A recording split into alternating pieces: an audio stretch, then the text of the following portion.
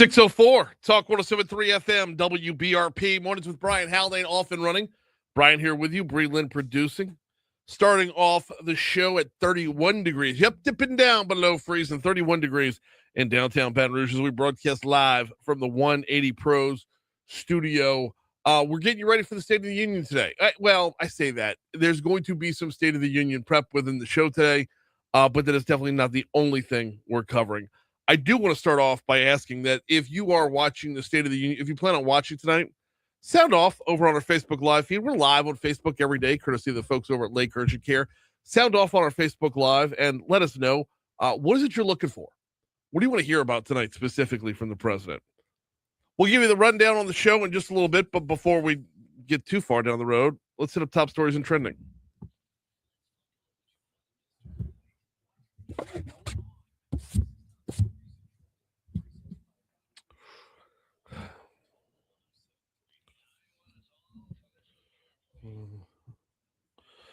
One person was shot outside the Port Allen Walmart yesterday evening. West Baton Rouge Parish Sheriff's Office said the shooting happened outside the store along Highway 1 around 10 p.m.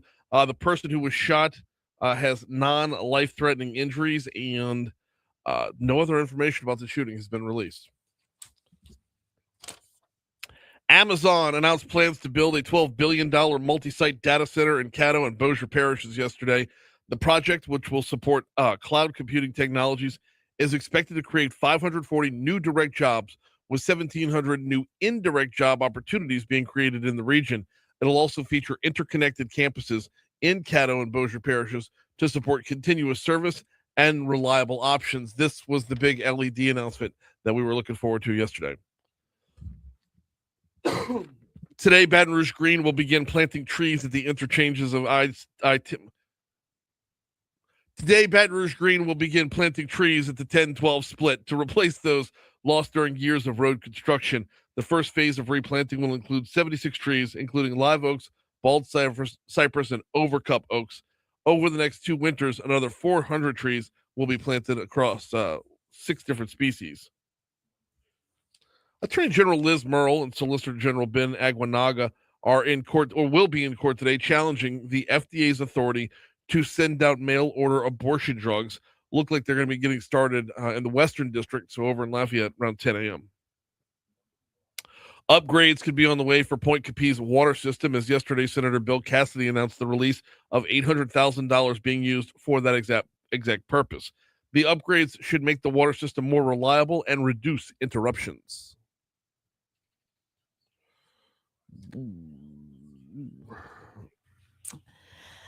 Well, tonight is the night where what is President Trump going to talk about? He will give his State of the Union address. We're going to dive into it a little bit. Had some back and forth with some of the folks over at ABC. I was trying to get one of the anchors. So we're carrying anchored coverage, live anchored coverage of the whole thing tonight. I believe 8 to 10 p.m. is the window that we have fully open for. If it goes over, it goes over. But we're going to be running from 8 to 10 p.m. right here. And what I have gathered thus far is we will hear a lot more about tariffs. We will hear a lot more about Iran, but more to the point, the tone is supposed to be about setting the terms for setting the table for the midterm elections. Yeah.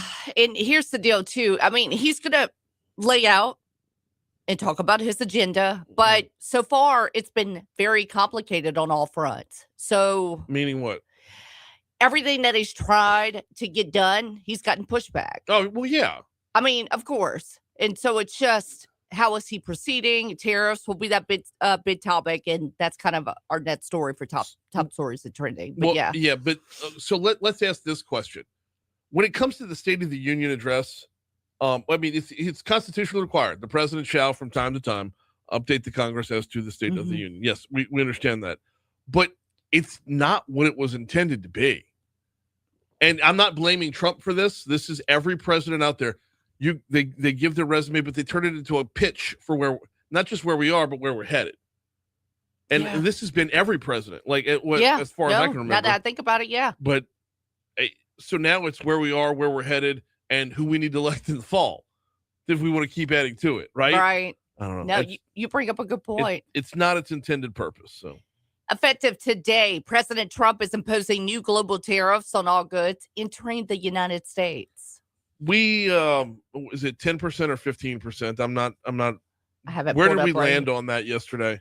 Not that it matters. President Trump just added a 10% tax on almost everything. So it did stay at 10. It might go up to 15% soon, though. Okay.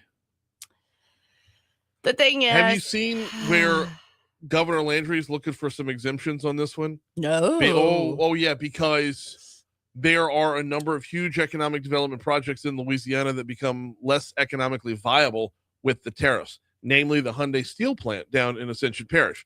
Okay. And this is one of those. This is one of those times. You know what? We might have to do this as its own separate segment. You know what? We're gonna come back at 6:55. Cool. Because this is one of those times where you talk about someone's quote unquote conservative voting record, and you have to ask the question: when do the needs of the state, you and me, when do the needs of us as Louisianans supersede what the party wants? Right. And this might be one of those times. We'll come back around to that. Okay. And I didn't know that Governor Landry had leverage. Okay. Yeah. We're going to have to talk about that. Okay. Air traffic is coming to a standstill in much of the Northeast as a powerful storm brings heavy snow and strong winds across the region. Holy smokes. I think you could change the tense of that sentence from coming to has come to, because it's done so right now. I was about to say, yeah, has come and has dumped tons of snow and wind. I haven't seen the videos. Would Rhode Island got 3 feet? Yes. 3 feet? Rhode Island's barely 3 feet long. Poor people can't even get out their house. And now you run into the power outages. Yeah. And it's, I mean, we saw a lot of footage from New York. Yeah, we were talking about this yesterday. Saw a lot of footage from New York that just was looking rough.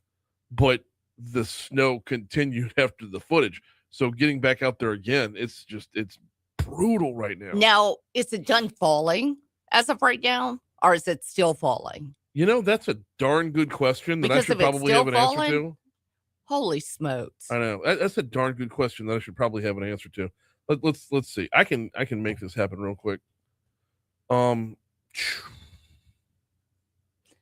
Because we went out to eat Sunday while you're pulling that up, and they had the 4 screens on one of the channels where live from Philadelphia, DC, New York, and you could start to see the snowfall happening. And you have, what is it? The mayor of New York. Yeah. He was doing his. Mondami? Yes. Yeah.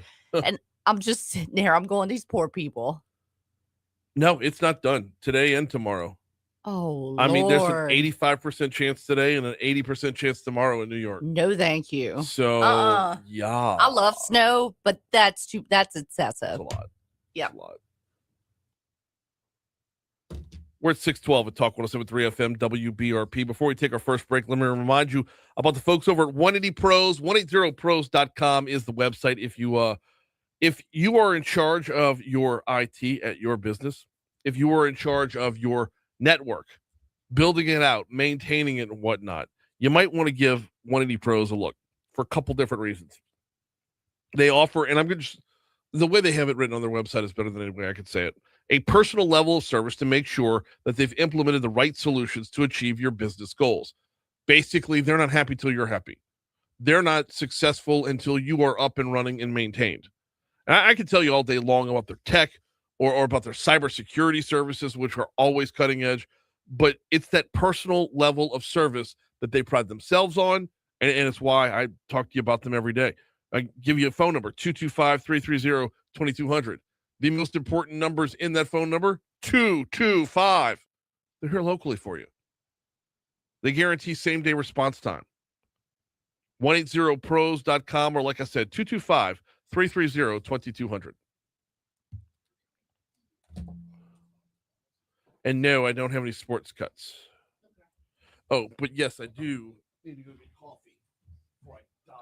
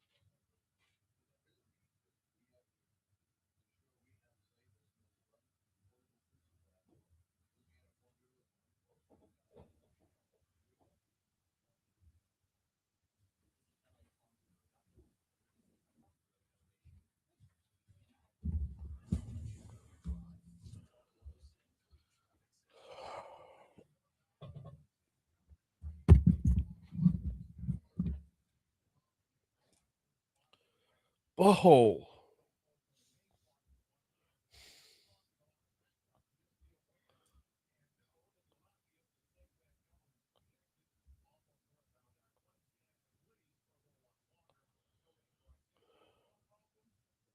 You got the memo. We don't talk about the Advocate article from yesterday, right? Well, Michelle, I don't know why I crashed when I got home.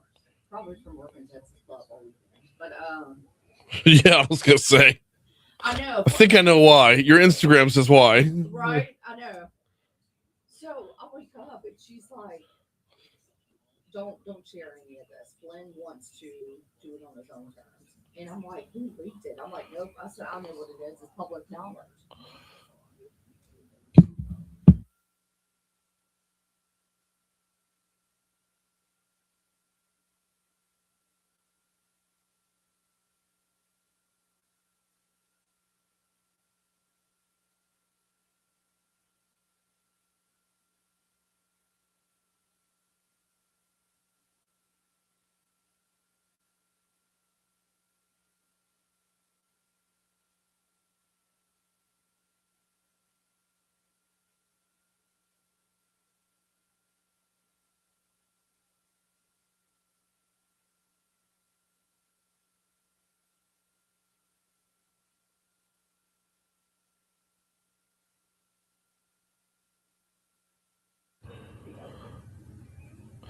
617 Talk 1073 FM, WBRP mornings with Brian Haldane rolling right along.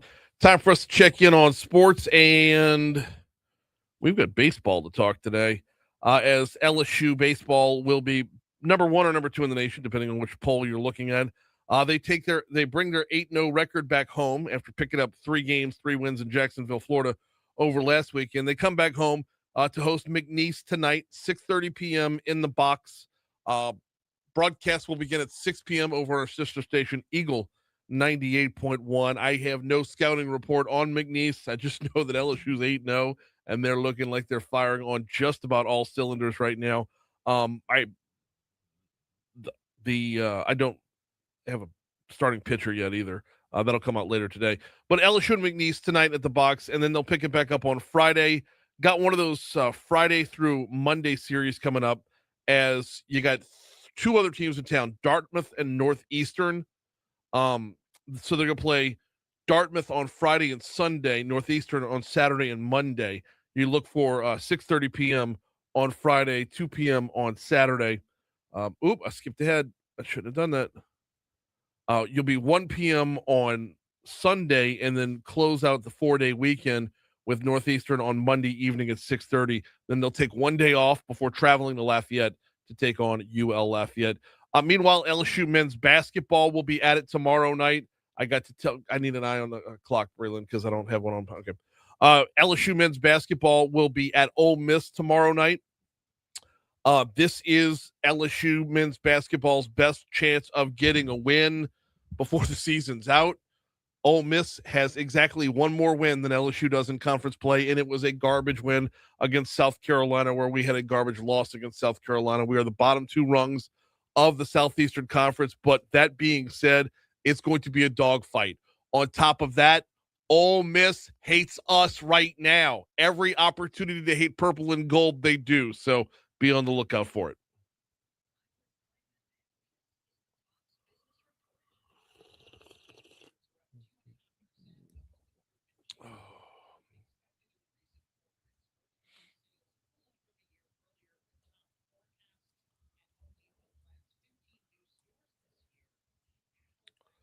Apple.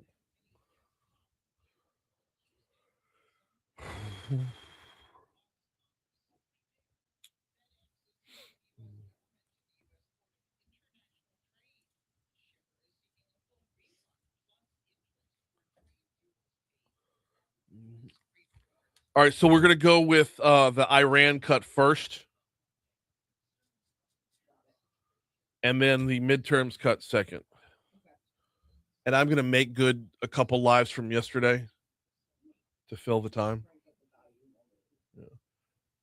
And I'm gonna get with Paul tomorrow. I didn't know what guests were gonna be in studio today, but I sent the email out to help desk yesterday because I forget who it was on the phone, but I was noticing they were low too. And what I want to know is, yeah, and you have it cranked every single time. What I want to know is if there's a way to make it louder from the phone to the board. Like if you're like as a mobile DJ, I have 3 different places I can control volume for my music: on the laptop itself, on the mixing board, or from the amplifier. The higher I have the amplifier, the more wiggle room I have on the mixing board. The higher I have the mixing board, the more wiggle room I have on the computer, it's on the laptop itself. But conversely, the amplifier has to be louder than the mixer has to be louder than the computer, or else you will get feedback. So engineering wise, it's a balance. So what I want to find out is, where does that get amplified, or is there a place either before the board or board to headphone that can change it?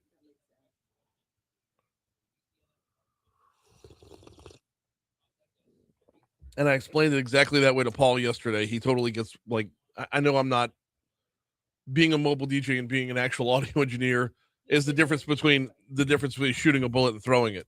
I'm the one throwing it. I'll talk to Paul, and I'm like, you know what? He's like, oh yeah, I've been knowing what you're talking about. Yeah. He goes, I'll figure it out. It's really good. Doesn't mean I don't miss Bo, but he's very, very good. Oh crap! This is me.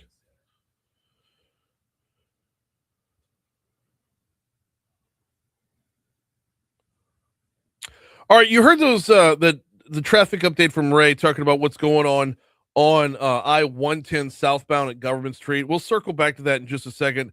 Let's get a broader look at, because it's 110 southbound. Let's get a broader look at your traffic right now. 12 westbound is well, you got some delays actually coming in by Denham Springs, by O'Neill Lane, and then again by Sherwood, and then again by the 10-12 merge. So you might want to budget an extra minute or two out there on 12 westbound coming in from Livingston Parish. 10 westbound always looking good. 10 eastbound looking good coming over. Now let's get you back to the I-110. There was an earlier accident about 45 minutes ago on 110. Does it say north? Yeah, this actually says northbound at Convention Street. That's being worked right now. So you got a lane closed there. And then we flip it around. Ray was talking about in the last traffic report about how there's a closure with the Government Street exit on 110 southbound.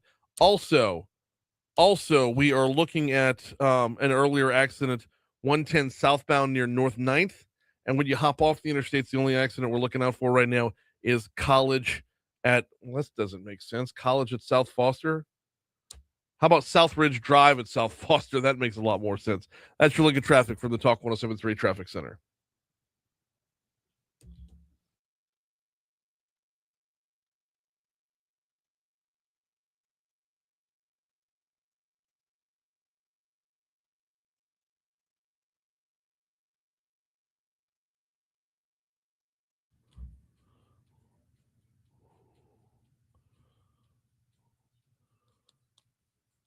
Nice little plug for local seafood right here.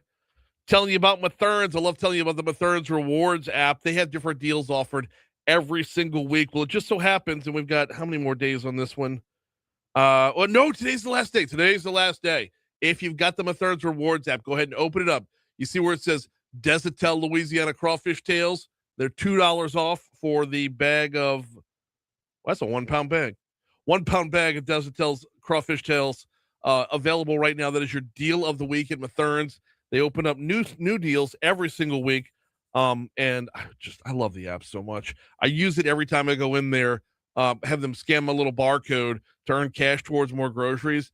And I was in there, was it Sunday, to just grab a quick bite as I was working did they have the baseball game on Sunday? I think so. Did I think they had baseball? Yeah, you worked baseball. Or men's basketball? No, Sunday was women's basketball. I had women's basketball. So I went over there and grabbed a little bite to eat, and I was like, hey, just out of curiosity, do I have any cash that like I can redeem here? I'm like, oh, you got basically as much as you want. Like I could have gotten my whole meal. I took $3 off of what I was getting, but I could have gotten a heck of a lot more than that. It stacks up pretty quickly, y'all. In fact, the way they have it mapped out, the more you buy, the more you earn, the quicker it stacks up on you.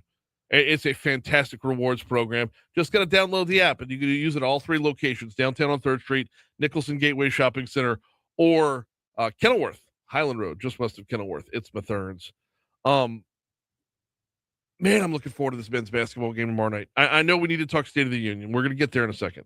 But this is a legitimate opportunity to do two things. Okay, number one, get a win that you so badly need. I know the season is over with as far as what you have to play for, but this is a men's basketball team. Matt McMahon hasn't lost the locker room, which I think is phenomenal. It speaks very, very well to him. He has not lost the locker room. These dudes are still going out and playing hard. Normally, when you see a team like this on this trajectory, normally when you see, two key players get lost to injury, everybody else can kind of phone it in. It's like, guys, we're done for the year. We're going to start looking at the transfer portal. We're going to start, digging on other things. It's just, it's over with, right? Not with this team. They're still going out every single game as they should, but they're going out every single game, giving it all for Matt McMahon. The fact that he hasn't lost the locker room speaks very, very well for him. So that's on the one end, get yourself one more win, okay? That'd be nice. On the other end, we need to continually put Ole Miss in their place. They're still mad about Lane Kiffin, and the whole football team showed up to the women's basketball game last Thursday. ESPN, it was on the big ESPN, and the ESPN commentators were like, it is great. The football team showing up for women's basketball. No, sorry. The football team showed up to watch them beat LSU, and it didn't happen. So one more time, boys, it's your turn. Go into Oxford, remind Ole Miss that they are Ole Miss. All right, State of the Union coming up tonight. Couple of different themes that we might be looking for. One of them is what's going to happen in this year's midterm elections. We were trying to line up one of the anchors from ABC for tonight. We weren't able to get that done with where everybody's moving and when everybody's traveling. So here's a couple quick reports from ABC. Nicole D'Antonio from ABC talks about how a big theme from tonight is going to be looking ahead to this, not just this fall, but if you get closed primaries this early summer. Foreign policy could dominate the night, especially Iran. I did it backwards. The other one. With control of Congress on the line in the midterm elections, the president is expected to tout what he calls economic strength, even as markets tumbled Monday, amid fresh uncertainty over trade and tariffs. On Friday, the Supreme Court struck down tariffs the president had imposed on nearly every country using an emergency powers law. But Trump says he still wants to pursue a global tariff of 15%, arguing it would protect American industry. Nicole D'Antonio, ABC News, Washington. Keeping you with Nicole D'Antonio, the cut we started to hear there, talking a lot about foreign policy. I think this is probably what's going to lead the speech. And you know how that, they get that level of importance. What comes out first is normally what's biggest on his mind or what's biggest on any president's mind at the time. And that is, what are we looking at with the uncertainty in Iran? Are we looking at a potential attack on Iran? Well, here's what is quite possible for tonight. Foreign policy could dominate the night, especially Iran. In recent days, the president has said he's considering a limited strike amid a major U.S. military buildup in the region. The president is also pushing back on reports that Joint Chiefs Chairman General Dan Kane warned against a strike. Trump called those reports 100% incorrect, saying Kane would prefer peace, but if ordered, would know how to win. Nicole D'Antonio, ABC News, Washington. We will be carrying ABC's coverage of tonight's State of the Union address, 8 p.m. to 10 p.m. Of course, that will be the State of the Union and the Democratic response to follow. It's 6:30 at Talk 107.3 FM, WBRP. Quick break. When we come back, we check in down in New Orleans with Jeff Crouere.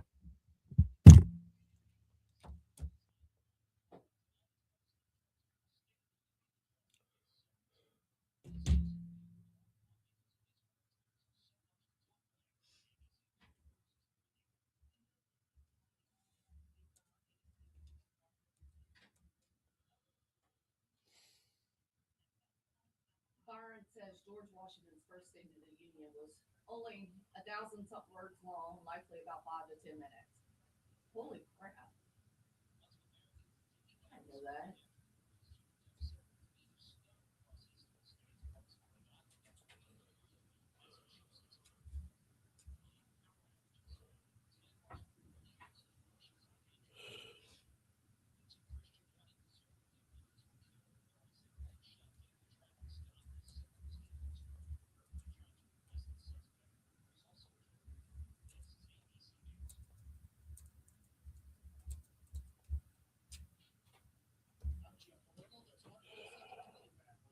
Oh, hey, ABC finally got back to me. Whatever the fuck. I don't care.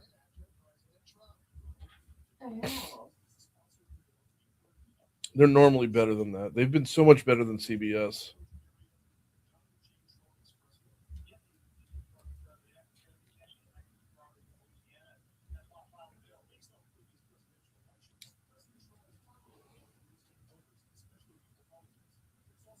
Hey, good morning, Jeff. Hey, we'll be coming to you in about 2 minutes. Okay, thank you.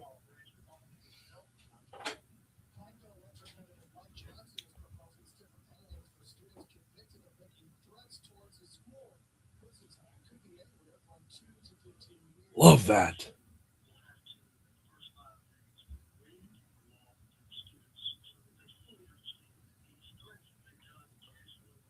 First time I ever talked to Mike Johnson was via text. This is so good.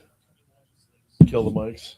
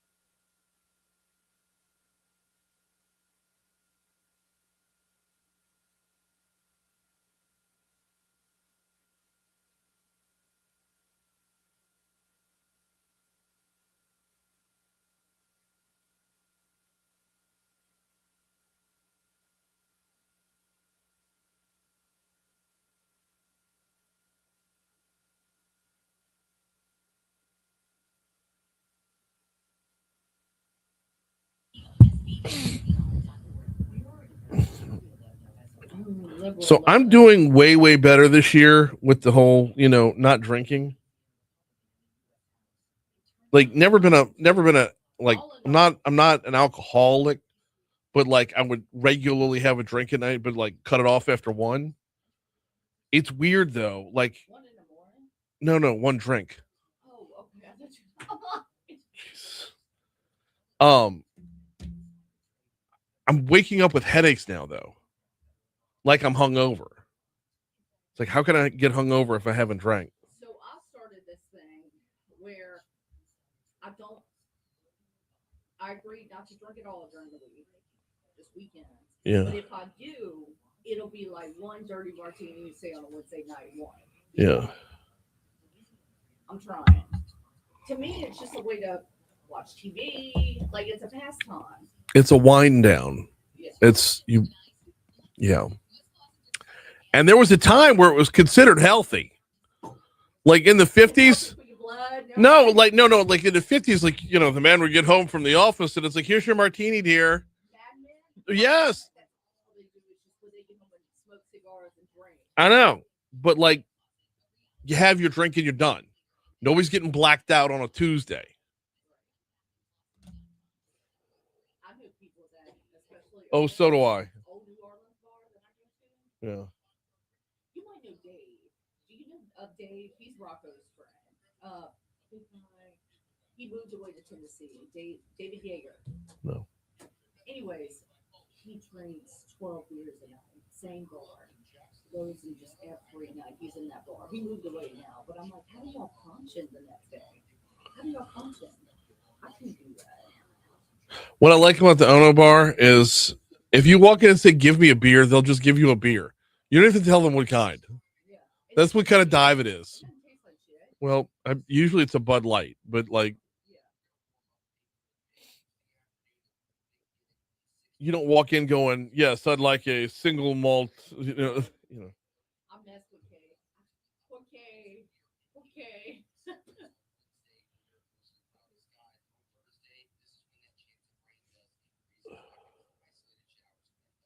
Brad said, I wanted to hear what Johnson texted you, Brian. He was fussing you till you needed the. Oh, it was an off the record conversation I had with the representative, so it remains off the record.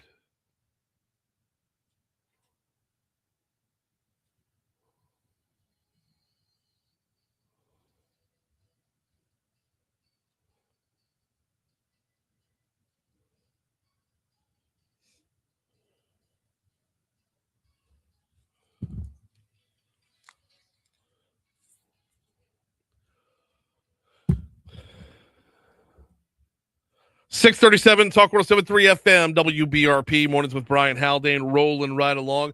Time for us to get caught up with Jeff Crouere down in New Orleans. He hosts Ringside Politics among other things. Jeff, good morning. Welcome back. How are you? Hey, Brian. Good morning. Well, I tell you what. Before we really get started, how was Mardi Gras? Mardi Gras was great. It was a good Mardi Gras this year. We had big crowds, but it was a weird one because you had a lot of little controversies that sort of sprung up during the both weekends of Mardi Gras. So that was sort of an interesting. Shia LaBeouf made a lot of news. Different crews made news. So there were some mini controversies, but overall, I think the big picture is that it was great weather, big crowds. And it was nice. I think it was the biggest one we've had since COVID. Shia LaBeouf getting loose in the quarter is more reliable than Punxsutawney Phil. Like you set your calendar by it. You know that every third year Shia LaBeouf is going to go off on a bouncer, if not more. So I kind of love and hate that he's adopted New Orleans as his home, and he does this so frequently. So you talk about some of the controversies that were going on. A few of them have actually been debunked since then. I know, like, when you get outside the city, the follow-up news stories never really hit. But what about inside the city? Did we learn more about, I believe it was Carrollton and Toth had the incidents with police officers. Did we learn more about those? Really, we haven't. I mean, I think, the investigations were being launched by the crews and, as you say, I think a lot of it was sort of media hype and really not much of a story to begin with. But, supposedly some crew members were throwing beads at police officers. And then you had the controversy about the doll that was Tux. Racist. And then you have the controversy that, some crew members were throwing, beads at people that had anti-ICE signs. And I think that was debunked. John Kennedy got on the floor of the Senate to yell and scream about the Carrollton members, throwing beads at the police officers. He wanted to see prosecution. Well, as I understand it, with the Toth parade, as I understand it, I could be wrong. What they found out after the fact was it was actually anti-ICE protesters who were doing the throwing. Like the beads didn't come from the float. Right. Yeah, that was one of the ones that I think was debunked. That was, of course, one of the old line crews. So was Carrollton. Yeah. I mean, these were, and then Tux, the controversy with Tux. I mean, that crew's been around a long time. So I think some members in Tux were kicked out. I don't think anybody in Carrollton was, although all of them lost their, the float was stopped during the middle of the parade and 41 people were kicked off the float. Yeah. So, I'm sure there were some angry members at the few people that were throwing beads at police. But other than that, that was sort of a little mini controversy. I mean, I think the overall feeling of this Mardi Gras was good. I mean, it was a very good Mardi Gras, and we're hoping it leads into a good, French Quarter Fest and Jazz Festival and other, events that are coming up later on in the year. Yeah, it's stacking up to be a good year. And even with an early Mardi Gras, we had Kelly Schultz from New Orleans and Company on the show talking about how the fact that it paired up with President's Day weekend really kind of helped out to make everybody, you had to burn one fewer vacation day if you already had a holiday. And I mean, now pretty much everyone takes a Lundi Gras off too. Right. So you have a long weekend. No, down here. Yeah. I mean, the folks that are traveling in from places, everywhere else is just Tuesday. Well, wherever else it's just Tuesday, they only had to take Tuesday off if they were coming down to spend a couple days. Right. So you had a lot of good things going on, and I think it's a hopeful sign for the new mayor, who's got a host of other problems he's dealing with. So I mean, I think it was nice to have that little break in there. Absolutely, and as I understand it, she was shining the entire time, like popular everywhere she went. The honeymoon's definitely still on. Oh, no doubt, the honeymoon will be on for a while for her, and I think she's going to get good media, good vibes from people. I mean, I think there's just such a relief that Cantrell is gone, and that sort of the embarrassment of all of her scandals is gone. But I mean, the aftermath of Cantrell is this horrible fiscal crisis that the city is going to be dealing with for not weeks, not months, but years. Yeah. And that's just just sinking in. I mean, I had a guy on my program the other day. I mean, we talked about how the SPCA has no funding, so they can't pick up strays. I mean, they can't deal with aggressive animals. People can't surrender animals to the SPCA. So it's just a real problem. And obviously the SPCA is not the top of the priority list, but right, it's an important service. Well, and when you got guys walking down Bourbon Street with an alligator during Mardi Gras, who are you going to call? Right. I mean, you need them, but I mean, you got to have the money for them. Exactly. Host of Ringside Politics, Jeff Crouere, is our guest. I tell you what, we're going to move on to some other topics here in just a second, but looking ahead next year, we're less than a year to go till Mardi Gras, because it's even going to be even earlier next year, February 9th. That's got to be one of the earliest I ever remember. I think logistically, with the way Easter's mapped out, it might be one of the 3 earliest days that is even physically possible to have Mardi Gras on. So I've already got the sales pitch. Okay. And I'm going to let Walt and them know over at New Orleans Company. The sales pitch for next year's Mardi Gras is it's colder where you are. Like, no matter where somebody else is, it's colder where they are. February 9th, it's going to be better in New Orleans than it is everywhere else in the country. So it's colder. Mardi Gras 27, it's colder where you are.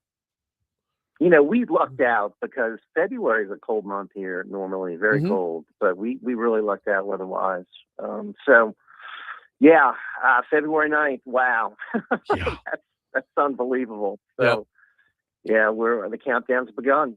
All right, coming up tonight, we've got the State of the Union address. What are you hoping to hear? What are you most looking forward to? It'll be interesting to see what the antics of the Democrats are going to be. The few that'll be there, because a lot of them are boycotting. I heard that. And then, of course, you always have the heroes that are recognized by the president. The U.S. hockey team will be there. That'll be great to see them introduced. There'll be everyday heroes that he will bring up. He's already said it's going to be a long speech, so right. I guess we need to, gear up for that. So he's going to try to obviously change the narrative. I mean, things haven't been going well. Poll numbers are not good. It looks tough as far as the Republicans holding on to Congress. So again, he's going to talk about affordability, and he's going to, I think, really not focus a lot on the ICE activities, which I think have been unpopular and hurting him among Hispanic voters.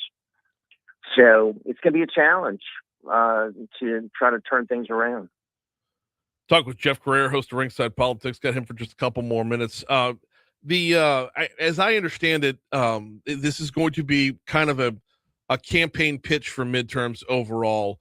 How, if you're Donald Trump, or Donald Trump speechwriters, how do you balance that between, this is the State of the Union, you're only going to keep attention spans for so long. This isn't the good old days where you just had the 3 networks and the president was on every channel.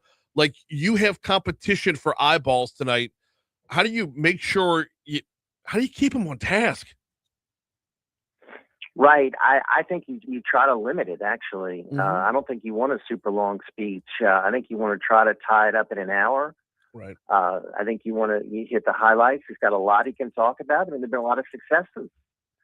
So you hit on that, and then you talk about how this upcoming year is going to be. You remind people about the big, beautiful bill and all the tax cuts that are coming, Mhm.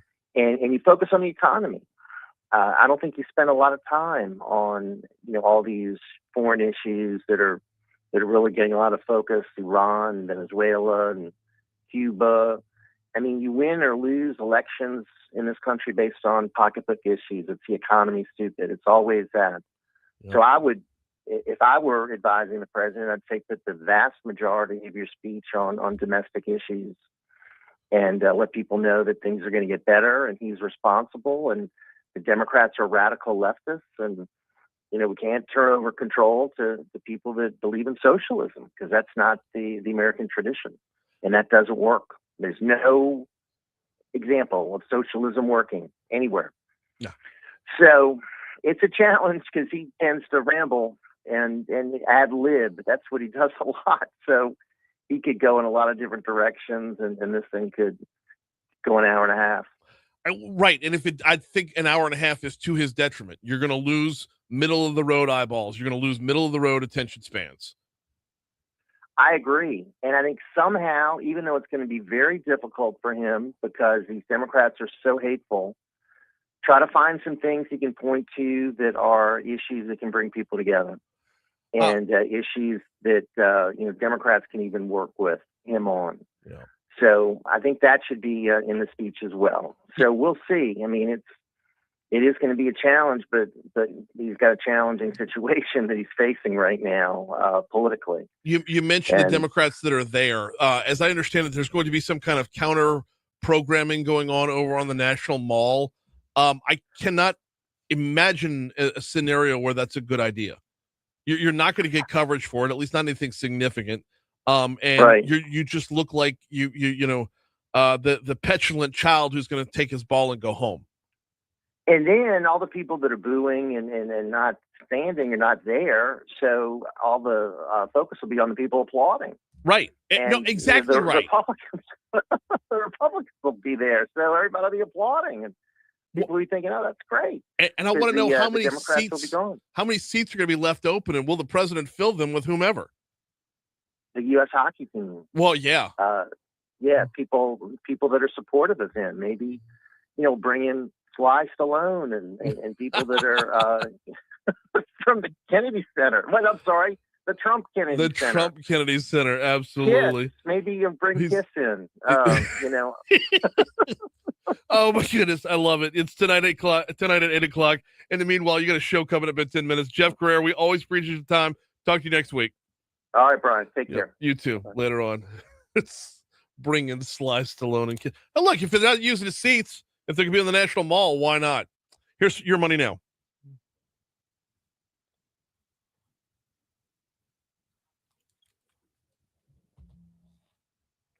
Oh. Mm-hmm.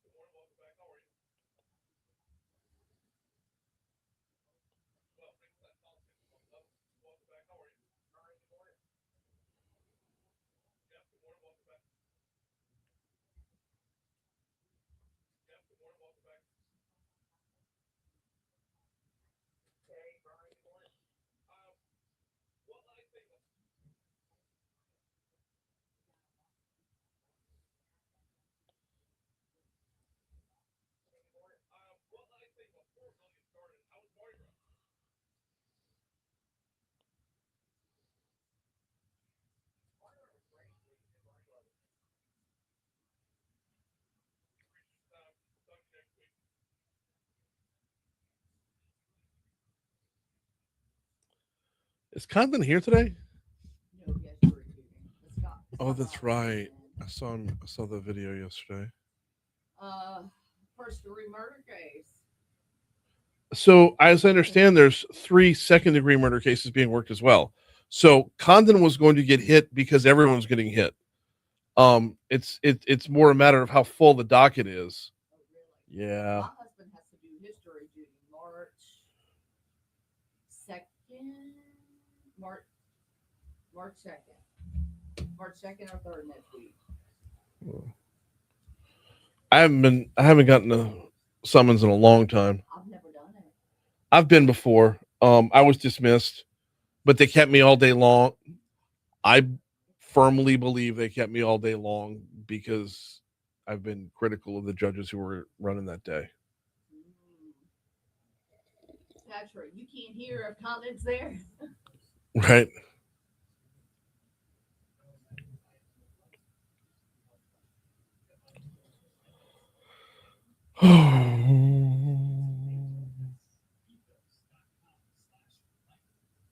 And good morning, Christy. Welcome in, boo.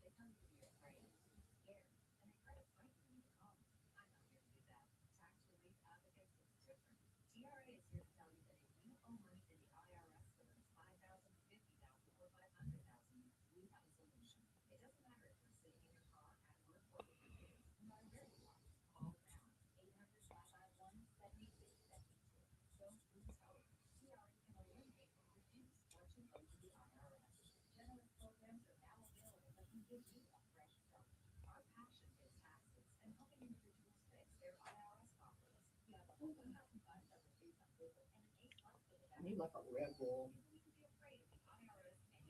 Yeah.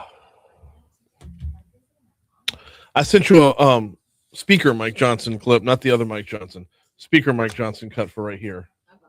Okay.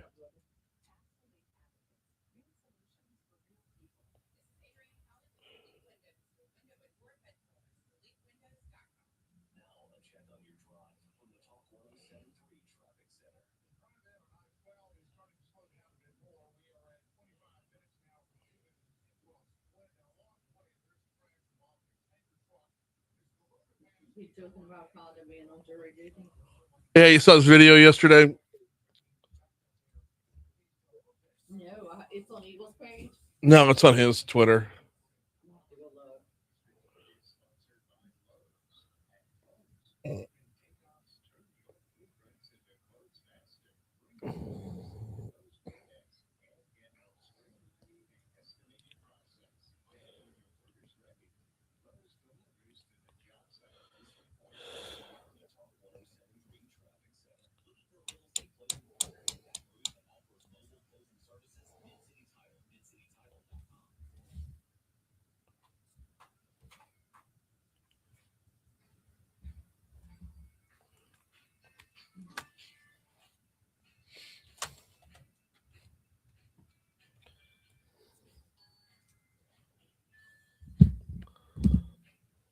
.655 Talk 107.3 FM WBRP mornings with Brian Haldane rolling right along. Got to remind you about Landmark Bank. LandmarkBankLA.com is the website. LandmarkBankLA.com. Been a community bank for well over 100 years now. That is their mission. They're sticking to their mission. Not growing into something that's like multinational, not something you're going to find in Midtown Manhattan. You're going to find them in communities around the Baton Rouge area. Want to know which communities? Go to LandmarkBankLA.com. Hit that About Us tab. You'd find their locations and hours right there. You'd also get a good little sneak peek at what they actually do. Because when you have a community bank, what sets it apart is you don't just have a bank, you have a banker. You have all the fintech you possibly could want when it comes to everything like your personal banking or your business banking, the checking, the savings, the IRAs, the CDs, the money market accounts. It's all available to you right there on the website. Same thing on the business end. But the big difference is having that person you can sit down with, having that person that walks through where you are and where you want to be, whether you're talking about saving or investing, whether you're talking about borrowing, whether you're talking about mapping out towards retirement, making sure the kids are good to go all the way through college. LandmarkBankLA.com. Story yesterday out of the Center Square, thecentersquare.com. It reads, Governor Jeff Landry privately urged the Trump administration to carve out tariff exemptions for Hyundai's planned $5.8 billion steel facility in Louisiana, even as he publicly criticized the U.S. Supreme Court for striking down President Trump's tariffs. Upon the announcement of the court's decision Friday, Landry on social media wrote, quote, "It's disappointing to see the Supreme Court strike down President Trump's tariffs. There can be no free trade without fair trade." But in a letter to the White House trade advisor, Pete Navarro, Landry asked for, quote, targeted relief from the tariffs executive order for companies, quote, actively investing capital on American soil while their projects construct. He said an exemption would help keep Louisiana's push into steel manufacturing on track while still advancing, quote, American industrial independence. I love everything about this story for a number of different reasons. Number one, Governor Landry's clearly got the best interests of Louisiana in mind on this one. Hyundai's looking to build out with a huge investment right here. Tariffs would hurt that. Tariffs on tariffs on steel would definitely make that project less economically viable. What I also like about it is if you just read the headline, it makes it sound like Governor Landry and Donald Trump are going head to head. No, this is a polite ask for a very specific carve out, a carve out that makes a ton of sense. If you've got a company moving into our backyard and they're going to be hiring a lot of our neighbors, we should probably do our best to make it easier for them to do business. That would be a great example of where a carve out would be needed, wanted. But what I like about this the most is it really reveals how quickly things can get misconstrued. How often do we see when things are played out just on a headline-driven, news cycle-driven level that the details get lost in the wash? If all you did was read the headline, it would look like Landry's going up against Donald Trump.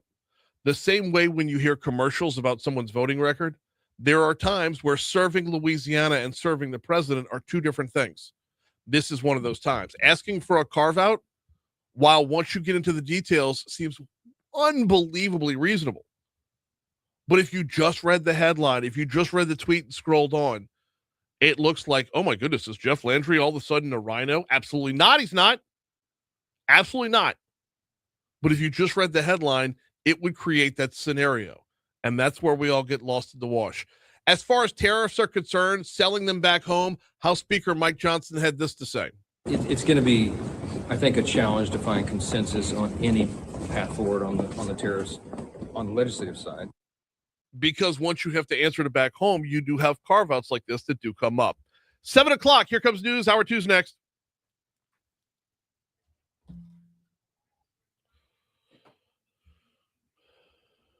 Good on Jeff, by the way.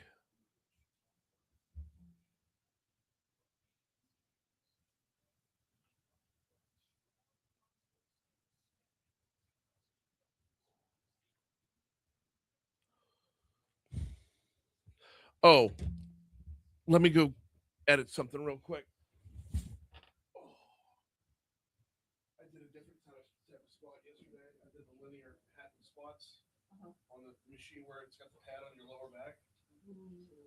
It moves which muscles is picking all of. It takes the weight off your back, so it's not as much on the core. Yeah. Although I did something different, and my lower stomach is killing me today. So you're sore. Oh, I'm bad.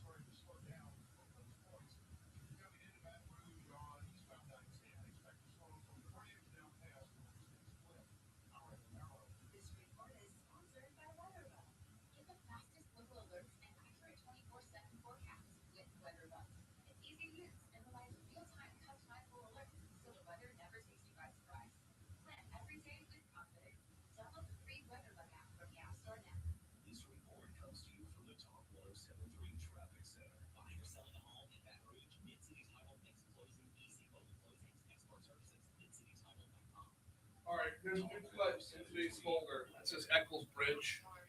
When we get to 7:35, we're going to talk about that. We're going to do the Amazon story second and the Eccles story first. Because LRN's got the thing about the bridge too. Oh, how's everybody doing?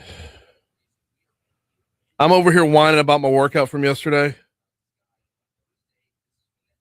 What else is new, right?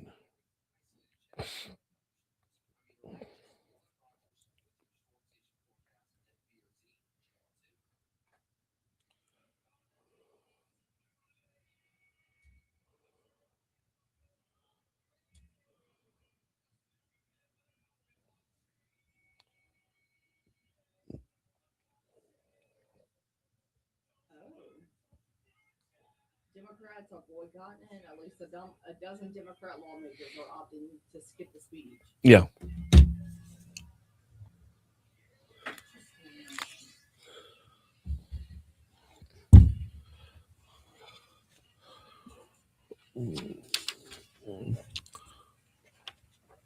It's like a constant battle to see who could be the most childish. 7:05. Oh, sorry. We'll get into that in a second. 7:05. Talk 107.3 FM WBRP. Mornings with Brian Haldane, rolling right along. Hour 2 coming your way right now.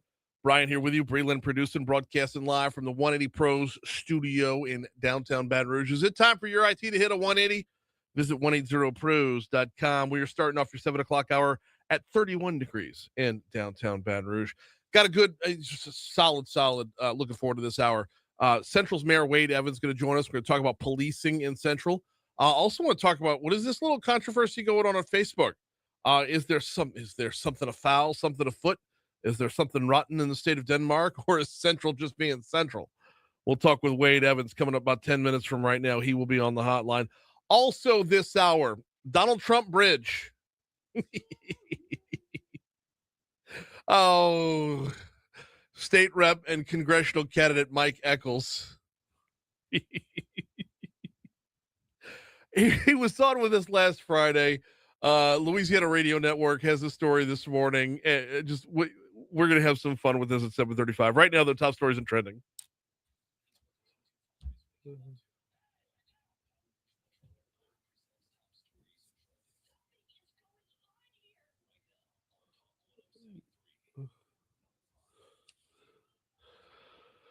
Starts us off on the west side of the river, as yesterday there was oh, nuts. No. Shoot. I'm so sorry, y'all. I refreshed my screen. Let me see if I can do this by memory. The Port Allen Walmart, West Baton Rouge, Port Allen, along Highway 1. Yesterday, one person was shot, non-life-threatening injuries. The shooting happened around 10 o'clock in the evening. That person was taken to the hospital. Like I said, the injuries were non-life-threatening, and that's literally all the information we have on that. Amazon announced plans to build a $12 billion multi-use data center in Caddo and Bossier parishes yesterday. The project, which will support cloud computing technology, is expected to create 540 new direct jobs with 1,700 new indirect job opportunities being created in the region. Going to feature interconnected campuses in both Caddo and Bossier to support continuous service and reliable operations. Today, Baton Rouge Green will begin planting trees around the 10-12 split to replace the trees that were lost during the years of road construction. The first phase of replanting will include 76 trees, including live oaks, bald cypress, and overcup oaks. Over the next 2 winters, another 400 trees will be planted across 6 different species. Attorney General Liz Murrill and Solicitor General Ben Aguinaga will be in court today challenging the FDA's authority to send out mail order abortion drugs. I believe they're in Louisiana's Western District, which is in Lafayette. They'll be getting started around 10 a.m. Upgrades could be on the way for Point Capi's water system. Yesterday, Senator Bill Cassidy announced the release of $800,000 that's going to be used for exactly that purpose. Those upgrades should make the water system more reliable and should reduce interruptions.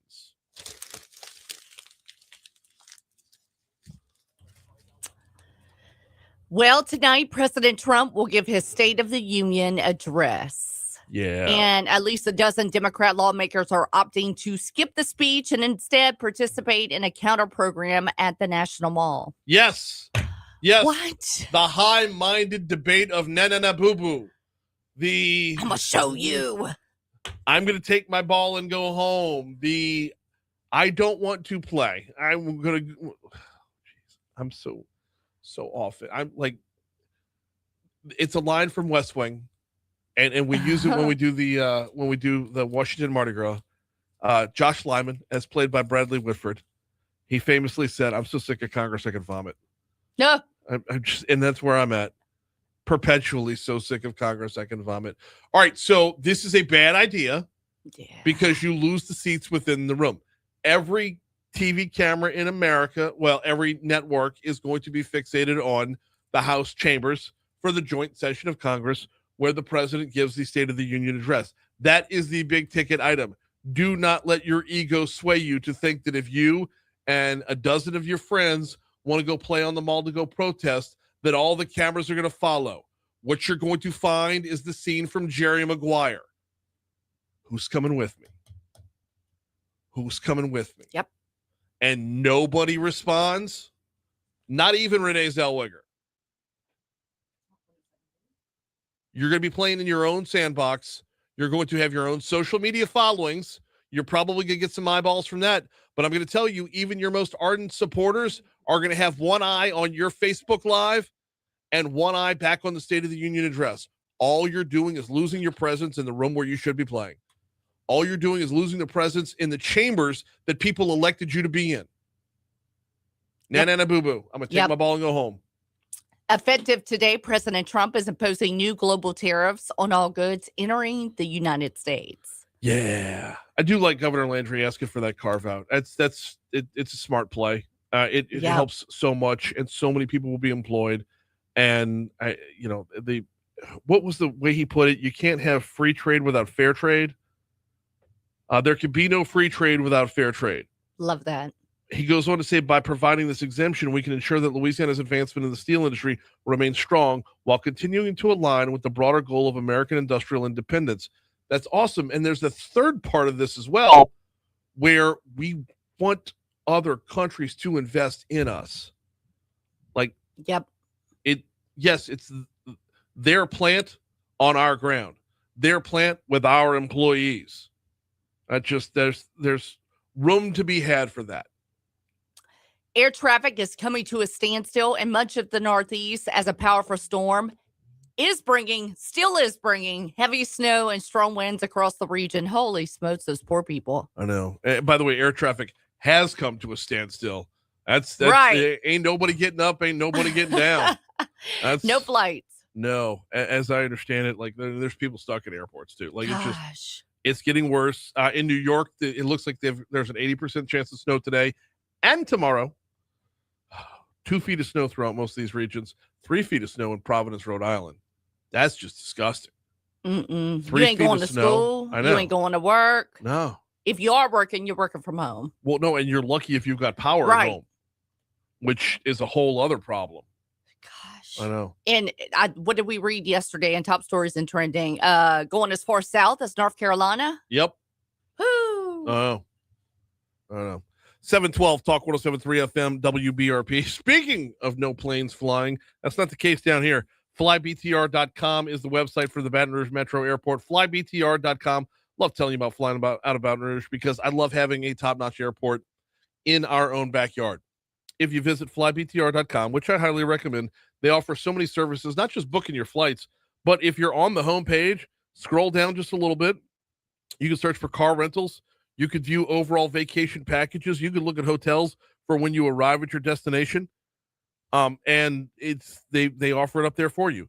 The main part about this, though, is having a business in our backyard that we can grow with our own, like our destiny's in our own hands. We can grow the airport, we can grow the flights, we can grow all of this just by using it. When you fly BTR, when you fly out of Baton Rouge Metro Airport, you show the airlines, hey, they take advantage of what's there. Let's give them more.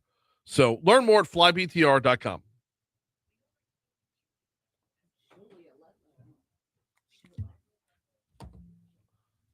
Hey, Mayor, I'm so sorry. We were in the middle of the segment. So I'll just drop you on hold. How are you? Kindly caught a case. Awesome. I love it. I love it. Okay, we'll be coming to you. Wait, say it again. Coming to you, okay? No, you are. Stay off the radio. Okay. Like, don't come in today. Really? Oh, wait. So Rich didn't have to go in. Who's the judge? I don't know. He didn't say. It was a text message.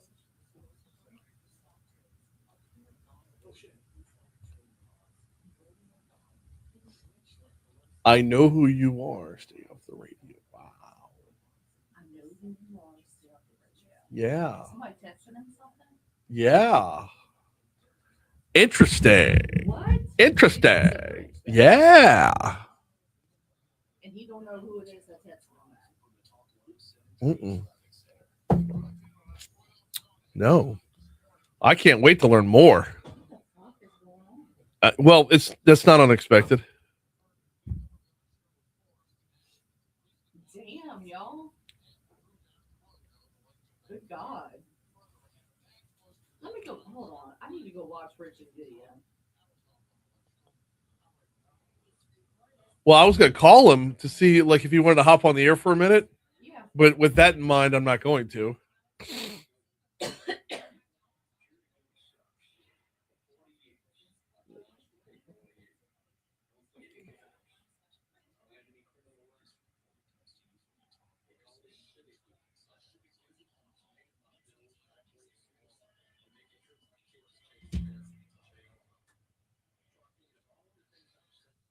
Damn. Oh. He goes, jury duty sucks. It does. I don't know. I wanted to get on a case. I was dismissed. 7:15. Talk 107.3 FM WBRP mornings with Brian Haldane rolling right along. Time for a little check-in in Central. We've got the mayor on the hotline right now, Wade Evans. Mayor Evans, good morning. How are you, sir? I'm doing wonderful, Brian. Good morning. Glad to have you on this morning. You got a lot to cover. I want to start with the business of the police force and what's the latest out that way.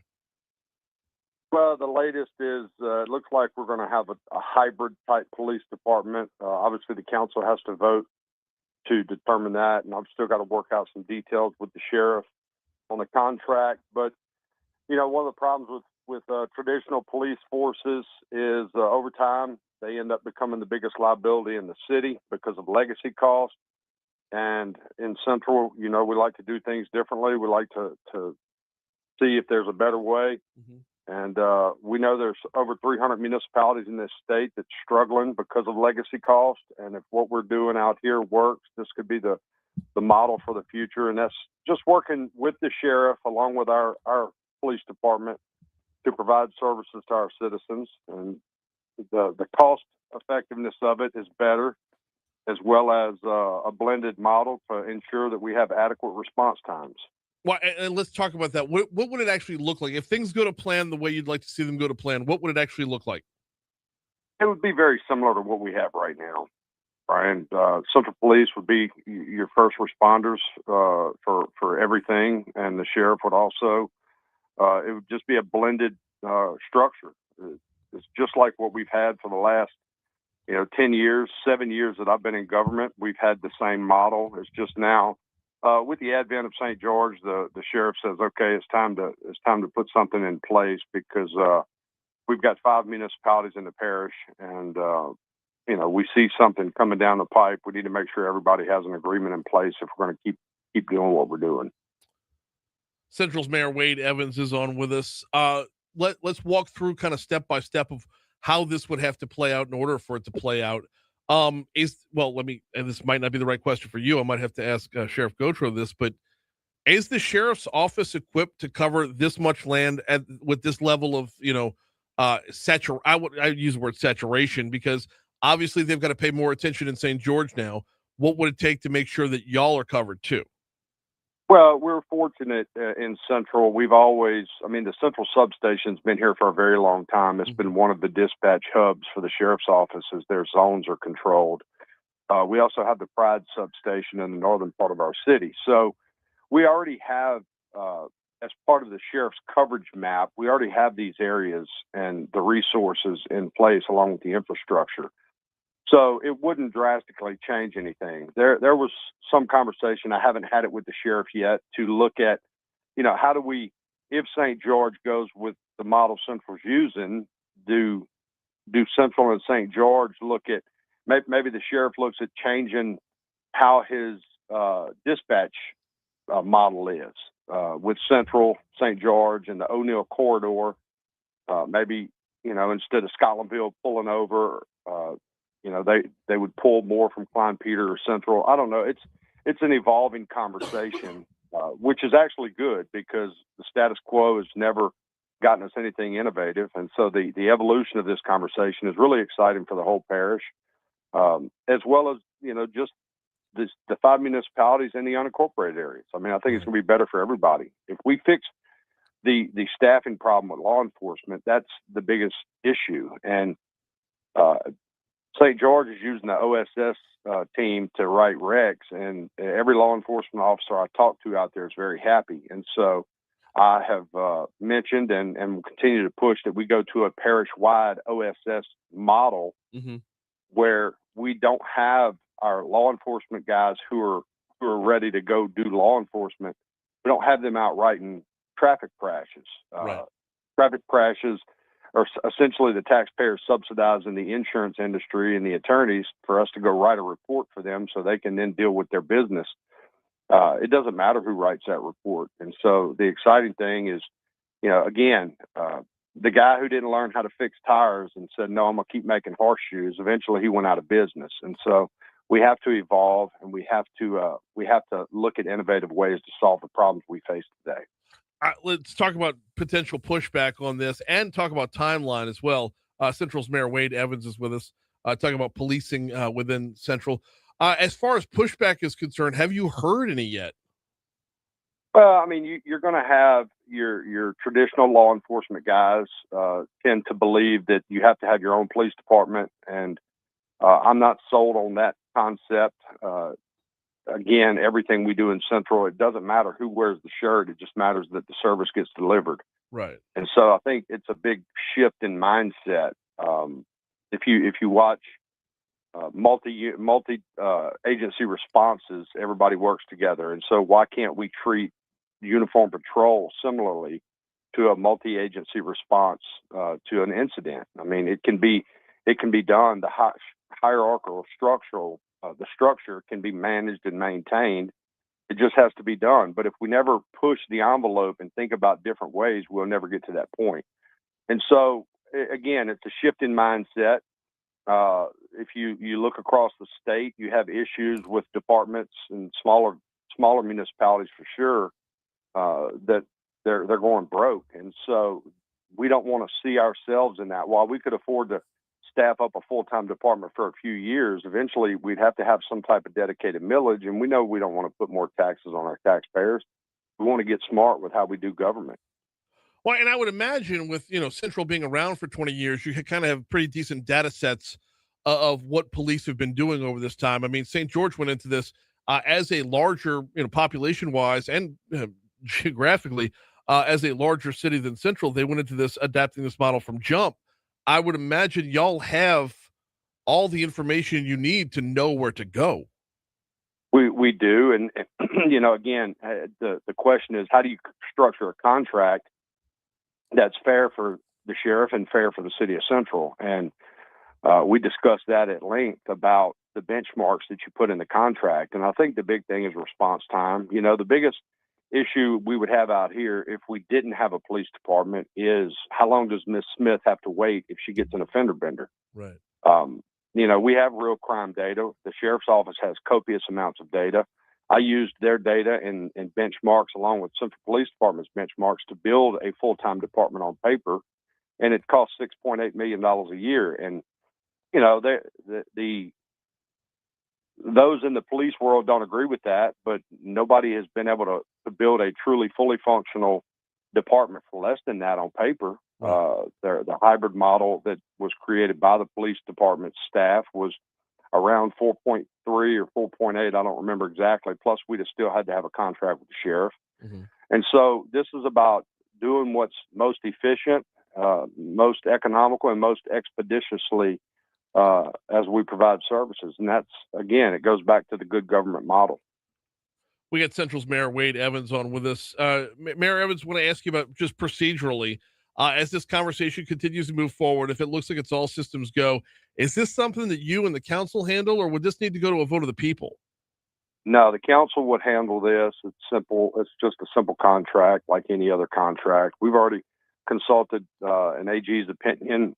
There's two words in the Larson Act that the legislative body of any municipality that's governed by the Larson Act has to follow, and it's you have to provide adequate and sufficient law enforcement, and it doesn't say how you have to do it.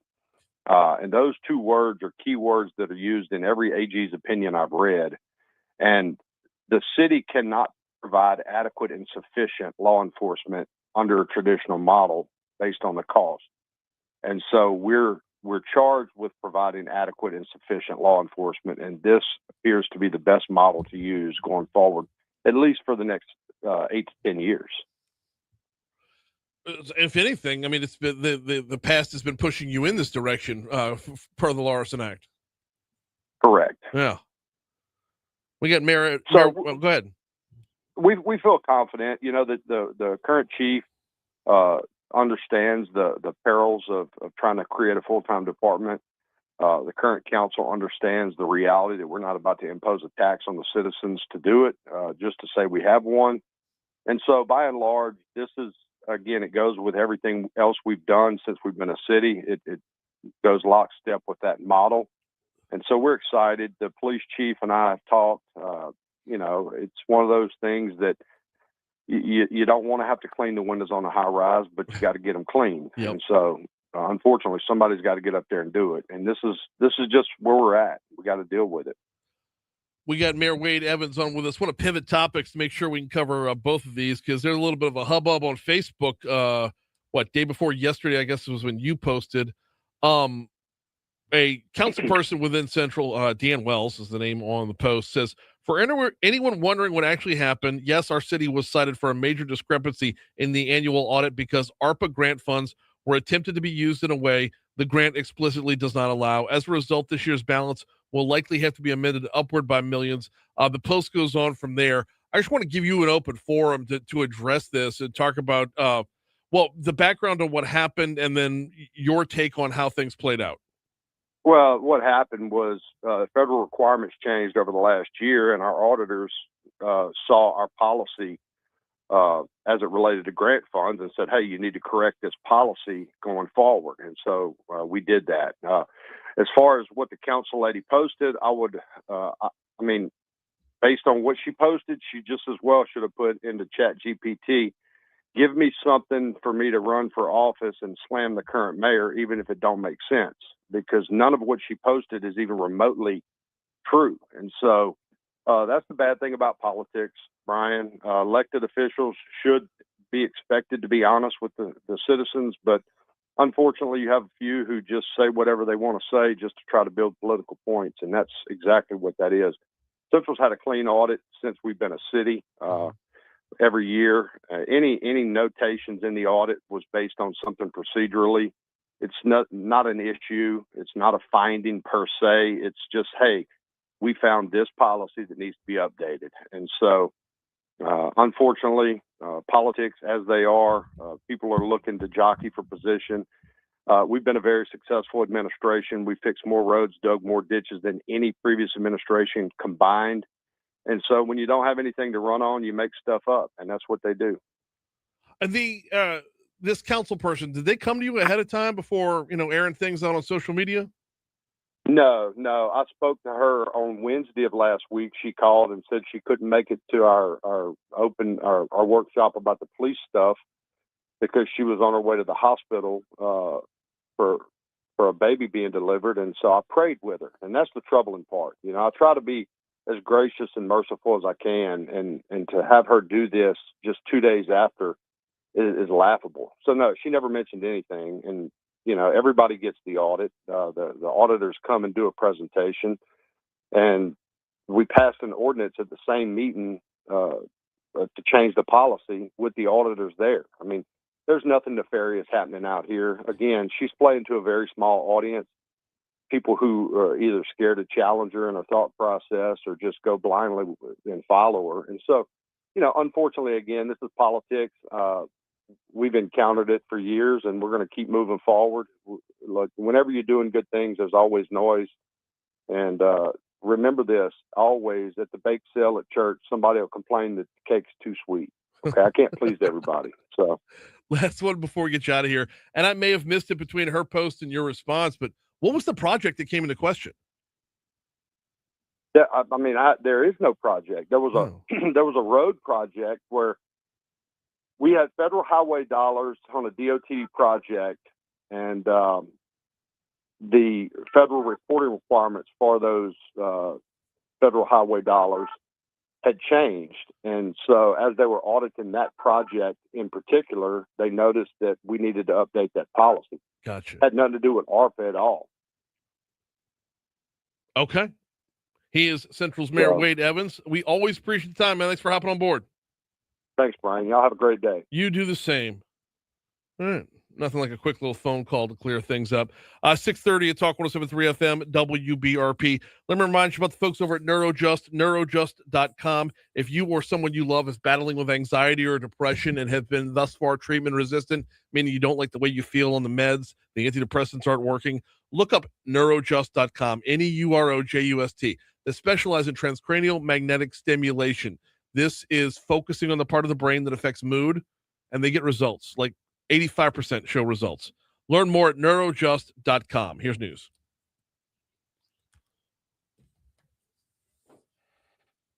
All right.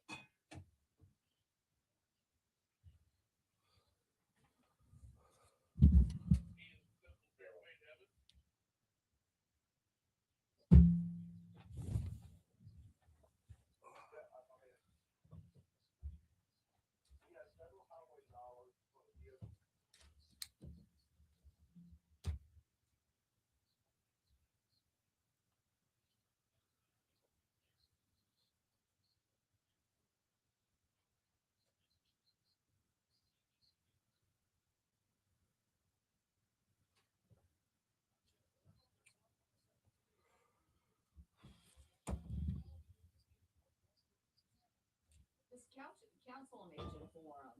It's just me talking. Okay. And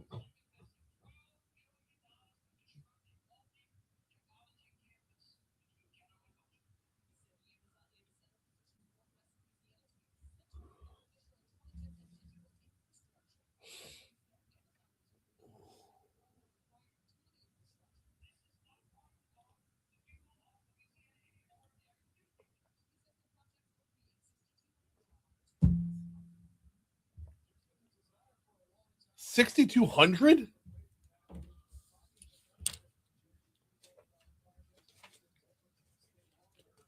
That doesn't sound like any of the other reporting.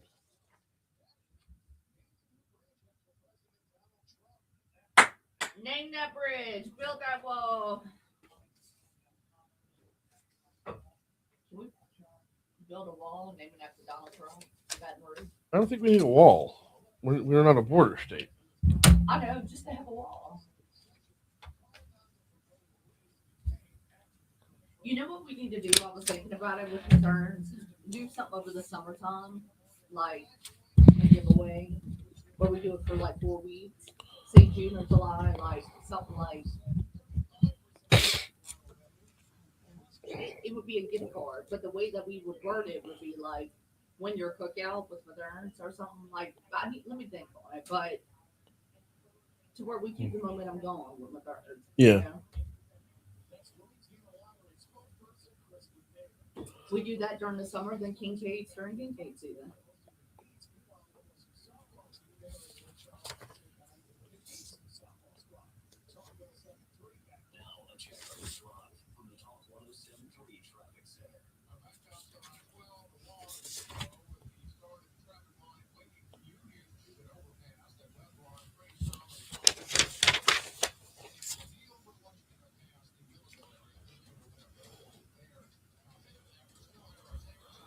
$8:35. I think we're going to replay the interview that from our street from yesterday morning in the 6:30 segment. Yesterday 6:35. Just Jeremy Dalrymple talking tariffs. Yeah. Yeah. What time are we thinking? 8:35. And I'll tee it up.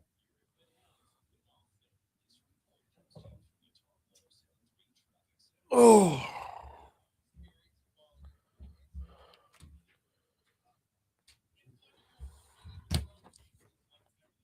You got that Mike Eccles when he was on with us? Yes, Bridge. Eccles Bridge, yes. That's going to be first, and then cuts 7, 8, and 9. Okay. And then a live read, and then cuts 4, 5, and 6. But we're talking about the Amazon first, right? No, we're going to do it in reverse order. I just had them both written down for this segment. Eccles So, first. Eccles first.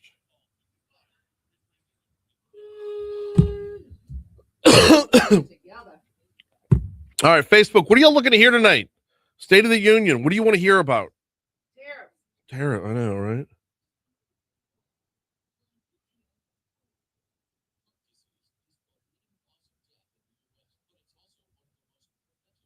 You know what we do need to talk about on the show? What? The whole Mexican cartel thing. Like, I know it's national, but Yeah. could it affect the cruise lines and the revenue, like going toward? I mean, there is a way to localize. Will it affect this locally? Oh, Okay.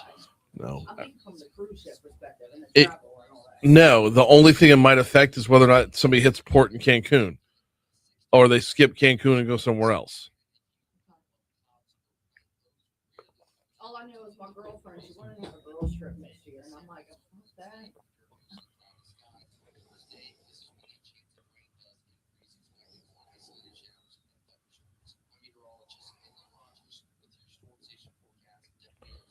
Ooh.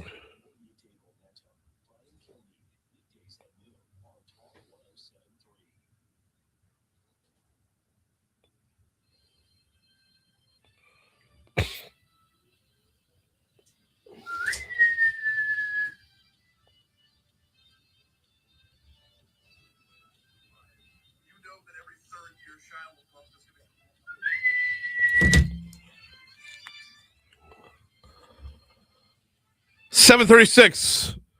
Talk 107.3 FM, WBRP, mornings with Brian Haldane, rolling right along. You heard that story in news about the potential for a new bridge. We're going to dig in on that in just a quick second. Do need first to remind you about the folks over at Industry Makes, industrymakes.org. What is Industry Makes? Well, I'm glad you asked. Industry Makes is a group of industry leaders, manufacturing leaders, the plants up and down the river, a group of folks that have gotten together to make sure that communications stay tight. A campaign born out of collaboration and a need to present a united industrial front in the face of coordinated anti-industrial messaging. Industry Makes understands that anti-industrial messages might target one company or they might target several, but they hurt the entire manufacturing industry. You will hear about them every day, and you know who the players are that are coming after industry on a regular basis. Well, Industry Makes is the rebuttal. When you hear misinformation or disinformation, Industry Makes is going to be right back at it with their side of the story. Learn more at industrymakes.org. In fact, if you want to be an ambassador, they've got an ambassador's toolkit right there. Industrymakes.org. All right. News at the bottom of the hour. Jeff Palermo talking about another Mississippi River Bridge. Could we see another Mississippi River Bridge? Well, when will we see another Mississippi River Bridge? This is a project that came out of the box just firing on all cylinders. Former State Senator Rick Ward was at the helm of this thing, riding it like a racehorse, and then all of a sudden it kind of came to a stall. Where we are right now, where we are basically 2 years ago. There are 3 potential sites that it could land. All 3 of them are in Iberville Parish. None of the 3 are perfect. All of the 3 have different advantages and disadvantages. How do we get over the hump and move it to the next portion, move it to the next, spot on delivery? And Monroe Representative Mike Echols has an idea. In fact, he was on with us last Friday. I had Representative Echols on talking about running for Congress. Mike Echols is running for Julia Letlow's seat in the 5th district. And we went the whole interview. He did great. He's talking about what his qualifications are to be a congressman. Talked about hitting the campaign trail. Talked about the closed primaries. Talked about everything we've been talking about with our candidates for this particular election, except for the fact that he also hosts a radio show. I had to ask him about that too. And then at the very end of the interview, he squeezed in this little nugget. Well, we got a great bill to work on building a new Mississippi River Bridge. It starts with naming it after our president, Donald J. Trump. I think if he likes what he sees, he'll invest in that. And so my goal over the next year is to make sure we get a new bridge over the Mississippi River. We've been talking about it forever. It's now time to get the job done, and I've got a bill that'll help get that process started. I honestly walked away from that thinking he was pandering, because everyone in this congressional race is looking to be as close to Donald Trump as possible. I walked away from that response thinking this is his in to show Donald Trump how much he loves him, because apparently that's what this race is all about. It's not about the Mississippi River itself. It's not about jobs in Louisiana. It's not about the future of anywhere from Washington Parish to Tensas Parish. It's about who can cozy up to Donald Trump the most. That seems to be the way that this race, and for that matter, the Senate race, are playing.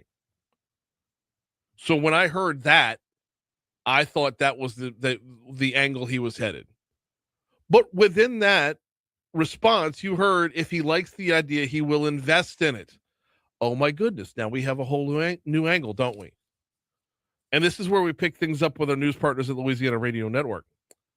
Echols says the proposed bridge would be built south of the current Mississippi River Bridge, one of the 3 sites that's out there, and would in fact be named the President Donald J. Trump Expressway, Cut 7. Right now, the only way we're going to get DC's attention is with a big idea. We've got $3 billion worth of infrastructure that needs to be built and no real plan on how to get that done. So cost being one of the bigger hurdles when it comes to building a bridge that would connect Highway 1 in Iberville Parish to Highway 30. Echols says if Louisiana commits to naming the bridge after the president, there's a better chance that it will happen. Cut 8. Naming the bridge after somebody who controls the government's purse strings is the first way to get this thing rolling. So we started with a big idea, and now we're working towards securing the $2 to $3 billion of federal dollars we need to get this thing built. $2 to $3 billion federally. My position on this is kind of turned since the angle on it has become more evident. Echols says Speaker Johnson loves the concept. He sent it over to the White House already. Now, a new bridge could cost as much as $3 billion, like he said. Echols says most of that funding will need to come from the federal government. So if naming the bridge after the president does get it done, why wouldn't we? It's an absolute disaster what's going on in Baton Rouge right now, slowing down economics, slowing down commerce, slowing down economic development. So our job is to get this put on top of the priority list and get it done for Louisiana. 1,000%. I think my position on this has completely turned. It's because when you look at a new Mississippi River Bridge, why would you name it after Donald Trump? He doesn't have a whole lot of connection here. He has a whole lot of voters here. He has a whole lot of support here. A whole lot of folks in this state who back him. Absolutely. But when put through that lens of saying he can, shake the trees, go through the couch cushions in the White House and find the coin that we need to get it done. Absolutely. Absolutely. I would just not even just call it the Donald J. Trump Bridge. I would say, President, whatever you want to name it, it's open to you. Go for it. You're cutting the check. You can put the name on it. You can put the title on it. I mean, if he wants to name it the Barron Trump Bridge, I wouldn't have a problem with that. Right? Like, as long as the check's getting cut, the dollars are making their way to Louisiana, and the dadgum bridge actually gets built, I don't care what you call it. Just get it done. Just get it done. For far too long, we've been dealing with this issue. Like I said, when State Senator Rick Ward was in office, this thing was on cruise control. It was moving forward at a decent clip. And then we're down to 3 potential sites. That was 2 years ago. It hit stall. Love the idea. Absolutely love the idea. When he ended his interview last week with you, Yeah. I was thinking, what? Well, and He waited to the very end to come out with that too. Well, and every other interview we've done talking about the congressional race, it's been, I align with Donald Trump. I align with Donald Trump. Mike Echols talked about his resume, what he's done in the state legislature, what his background is, and what he would plan to do when he got to Washington, D.C. I don't think we heard Donald Trump's name in that entire interview until we got to the end. I tell you what, play it one more time. We got to the end, and this came so out of left field. I know. Even your face. Hang on. Well, we got a great bill to work on building a new Mississippi River bridge. It starts with naming it after our president, Donald J. Trump. I think if he likes what he sees, he'll invest in that. And so my goal over the next year is to make sure we get a new bridge over the Mississippi River. We've been talking about it forever. It's now time to get the job done, and I've got a bill that'll help get that process started. I mean, if you hear that at the end of an interview, like it sounded like pandering. It sounded like, wait, I've gone 10 minutes and haven't mentioned Donald Trump's name. And at the end, he's like, bye, Brian. Yeah. Like literally the next thing to come out was later on. We'll talk to you soon. So now we have another bridge. We have another bill to pay attention to, don't we? By the way, if you're curious, it's HB 221. The legislation has already been filed. HB 221. You know what? I shouldn't say it came completely out of left field, because I did tee it up by saying this interview was about the campaign. The next time we have you on, we need to talk specifically about the session. So there was kind of that as the setup, but I mean, that wasn't nearly the setup to get loose with. I didn't know he was coming out with that. Right. But the digest on HB 221, which has already been filed, designates the new Mississippi River Bridge connecting Highway 1 to Highway 30 as the President Donald J. Trump Expressway. It directs the Department of Transportation and Development to erect and maintain appropriate signage reflecting this designation once the bridge is constructed, provided local or private monies are received by the DOTD equal to its actual cost for material, fabrication, mounting posts, and installation of the signage, not to exceed the sum of $750 per sign. Okay. Super specific. Yep. He has a plan. And it's out there, y'all. It's HB 221. Fantastic. 746 at Talk 107.3 FM WBRP. Let me go ahead and print this digest so I have it in my file there. As we lead up to the legislative session, I just start printing things randomly so I'll know what to follow up on. This one just made the cut. 746 at Talk 107.3 FM WBRP. Want to talk in just a quick second about that data center coming to Shreveport Bossier area. Before that, though, got to remind you about the folks over at 5 Star Printing and Signs. Printshop5.com is their website. Printshop5.com. Mike Echols is running for Congress in the 5th District. We got Blake Miguez in that district. We've got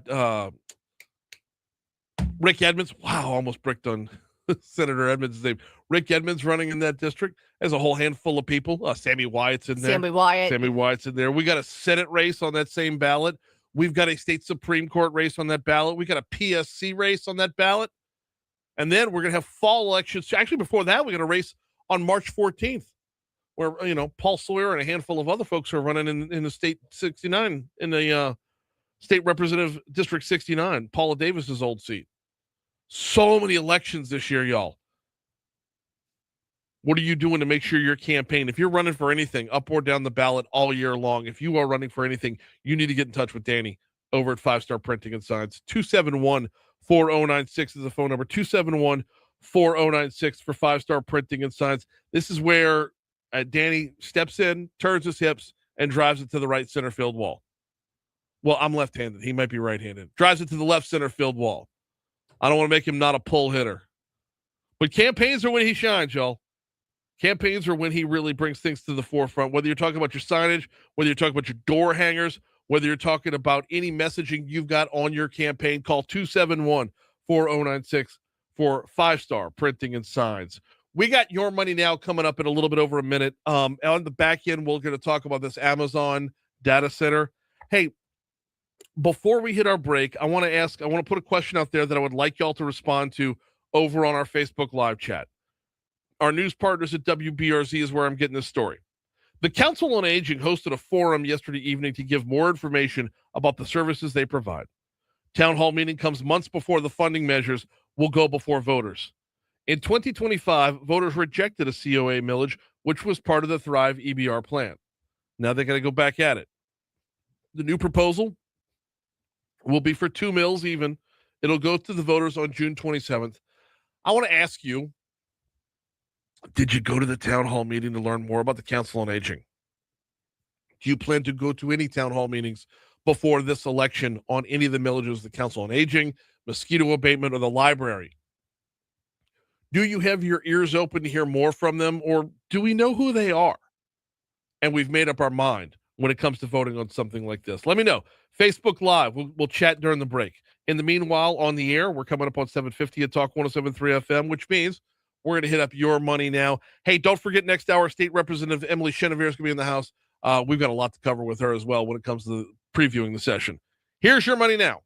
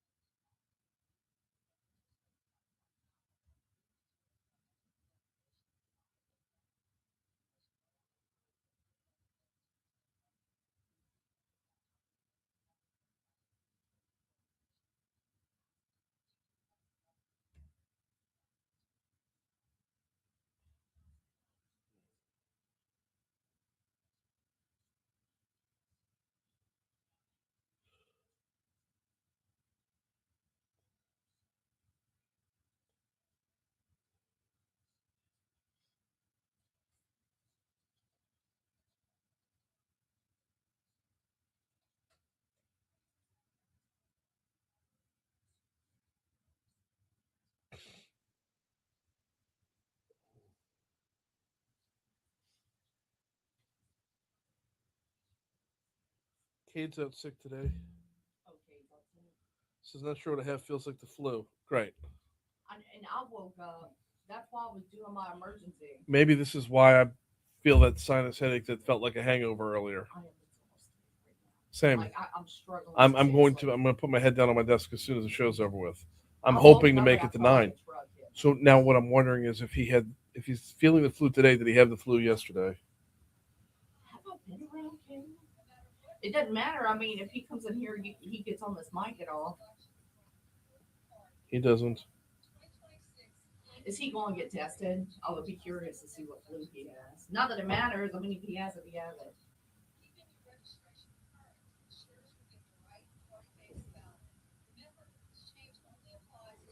When I got home, I was sneezing all last night, and I had a headache, and I woke up feeling like I got hit by a bus today.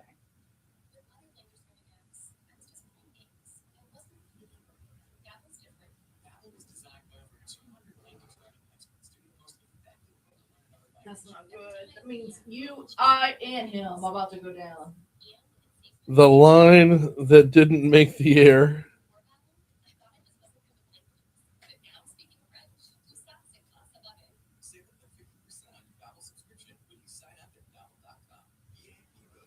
Rick Ward texted me during the segment, the state senator I was talking about. He texted me during the segment. He says, they can name it for anyone as long as it gets moving, LOL. I texted him back. I said, the line that didn't make the air. I don't care if they name it after Jeffrey Epps. Wait a minute. Maybe not.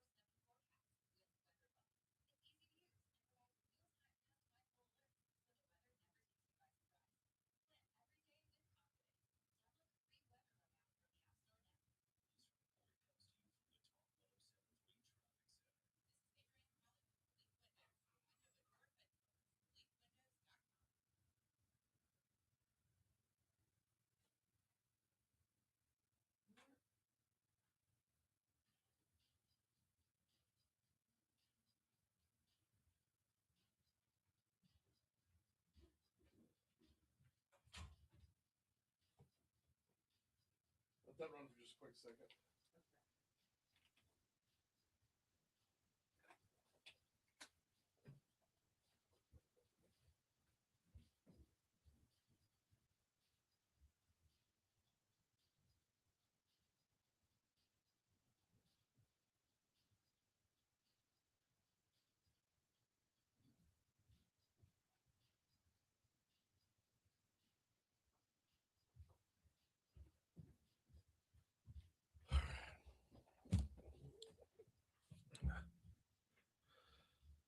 755 Talk 107.3 FM WBRP. Mornings with Brian Haldane, rolling right along.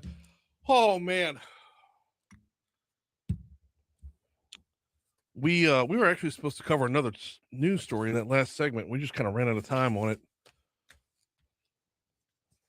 Digging back in here real quick. Oh hey, got to remind you one more time about the folks over at Mathern's. Baseball season is upon us. There will be a game out at Elliott Box Stadium tonight. 6:30 is your first pitch. If you wanted to do a little tailgating before LSU baseball or LSU softball, Mathern's has got you covered. They're on campus. They're in the Nicholson Gateway Shopping Center. Softball specifically is literally up the road at Tiger Park. But when it comes to Elliott Box Stadium, the Mathern's on campus is your closest grocery store to tailgate at the box. So whatever you forgot, whatever you need more of, whatever you need to pick up along the way, they've got you covered at Mathern's. Oftentimes, though, if you're talking about a Friday ball game and you want to squeeze in a little tailgating, you really want the majority of that time being while you're still cooking, or would you rather just pick up a tray and head on out? Pick up a tray of sandwiches, a tray of chicken fingers, tray of boudin balls, maybe some fried catfish. I mean, after all, it's Friday and Lent. You're going to be tailgating, right? Fried catfish platter might be the way to go. They've got it for you at Mathern's, right there in the Nicholson Gateway Shopping Center. Don't forget, they got Mathern's downtown. They've got Mathern's over at Kenilworth as well. So all baseball and softball season long, right there on campus. They've got you covered with Mathern's. So the big announcement came yesterday. You heard a little bit about this from our news partners in Louisiana Radio Network. We were looking forward to a big economic development announcement. Governor Landry was there. Secretary Bourgeois was there. number of local officials on hand. Amazon selected Louisiana to invest $12 billion for a data center campus. Now, the campus is being built in northwest Louisiana in Caddo and Bossier parishes. Governor Landry says it's believed to be the biggest single investment by the company in the history of, in the history of northwest Louisiana, as well as one of the most important. Cut 4, please. It positions North Louisiana to be at the center of something that is shaping the global economy, and that is artificial intelligence and digital infrastructure. Landry says these 3 data centers will create thousands of jobs. Cut 5. These projects will create more than 6,200 job opportunities right here in Northwest Louisiana. That's pretty incredible. 6,200 jobs. Now, that's a lot of that is going to be on the construction end. A lot of that is going to be on the secondary job markets, right? The trickle down effect, if you will. The side jobs that are created because of the 540 on-site jobs. That's what we're actually looking at hiring here is 540 jobs that are going to pay salaries that are 50% higher than the state average. Now, one of the most controversial aspects of data centers is all the electricity that's required to power them and the effects that it might have on residents' utility bills. Landry says Amazon is, well, they're taking care of that. Amazon is going to support the capital that will fund the utility infrastructure that is required for these projects. Construction is expected to begin immediately. My next question is, where's the next data center? And how big will it be? You got Monroe, or just outside of Monroe, just east of Monroe. Now you got Shreveport Bossier. We've got a smaller one coming to West Feliciana. Where's the next one going to be? Are we looking at Southwest Louisiana, or are we looking at St. Tammany? That's a conversation that's going to grow. Right now, we got a break for news. Or are we looking at the St. Tammany Parish Council rezoning Highway 1088 to heavy industrial? Or are we looking at numerous highway projects in and around 1088 that are widening roads from 2 to 4 lanes when nobody freaking drives on them?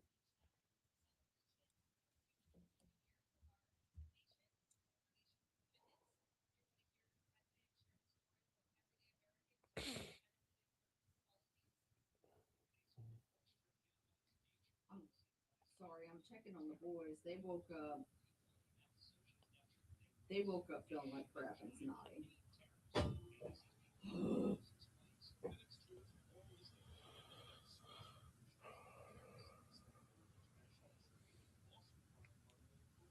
Always something.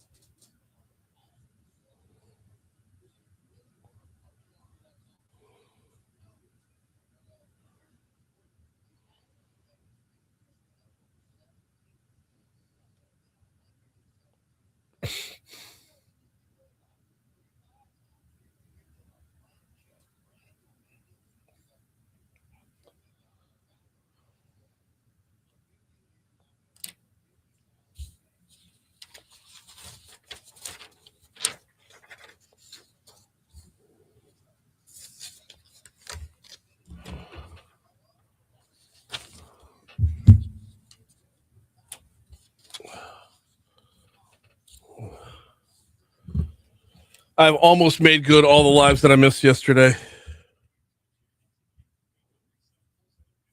So you missed like 2 of them? I missed 4. I missed Mathern's, BTR, 180 Pros, and 5-star. I still got to do BTR and 180 Pros.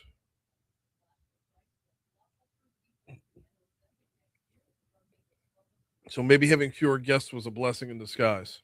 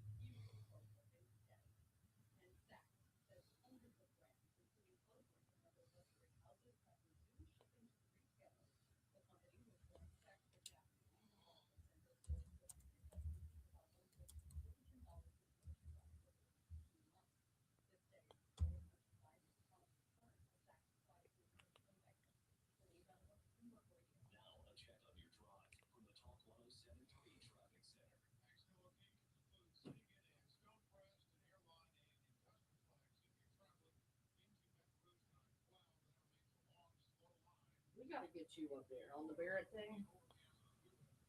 I ain't going to show up on that. I'm a morning show. I'm not going to show up on that. You will, though. Like, to have news, morning shows. Yeah, I'm not going to be top 20. Well, I appreciate that, but number one, I fixate on local, not national.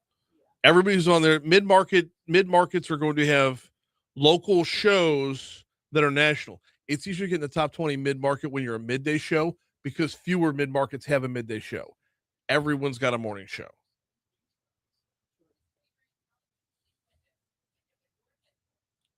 There's a lot more competition, and all of that competition for mid-market morning show is guys who have been national, guys who have been syndicated, guys who have a bigger following across the board, and they talk about Donald Trump all day long. And I choose not to do that. So I know going in that I'm sacrificing that kind of whatever. But I like that you're hyper-local because the guys across the street. Yeah. I know. And that's the trade-off. I honestly, I don't care about like if Barrett Media loves me. I want like the people in Baton Rouge to be informed about Baton Rouge or about the state.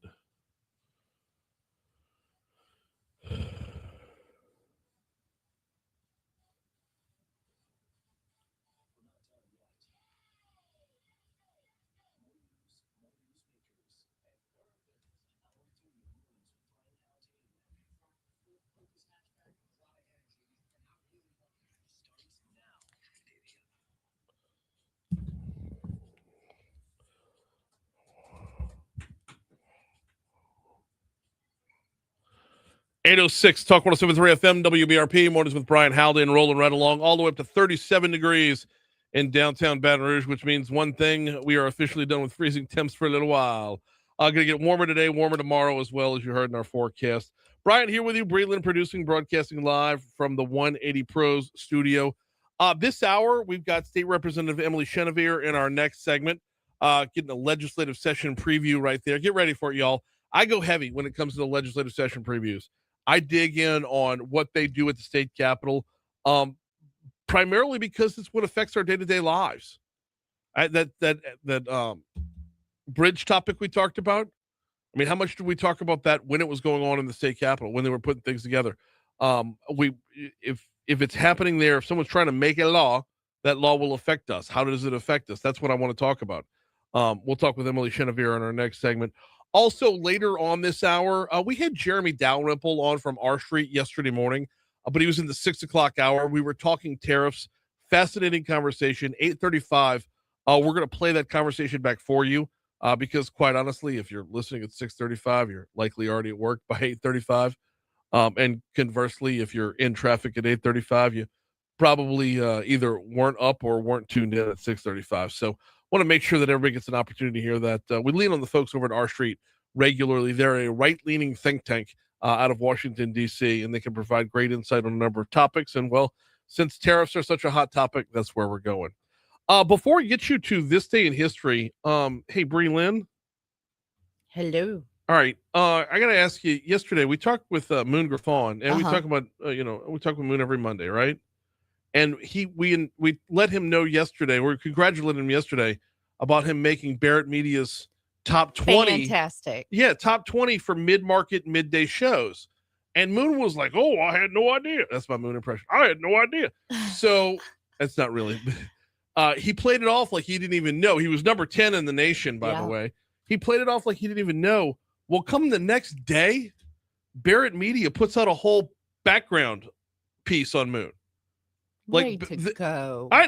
Yes, way to go, Moon. Obviously, the headline reads, how Moon Griffon built a Louisiana news talk radio empire. Okay? That's awesome. Love him for it. Love the work. This is why we have the partnership with him. This is exactly who he is and why we are paired up with him. Love everything about it. But don't tell me you didn't know you were number 10 in the Barrett Media thing if Barrett Media's been up your bum about doing this piece, right? He knew. He's been playing it off. He knew. There's no way, hey, we're doing a whole piece on you about your 33 years in the business building this thing from scratch. He was trying to be humble, Brian. Well, I'm calling him out. He didn't need to be humble. He needs to be real. That's why we love him. Because Moon knew. Moon knew. He totally knew. All right, this day in history, let's roll.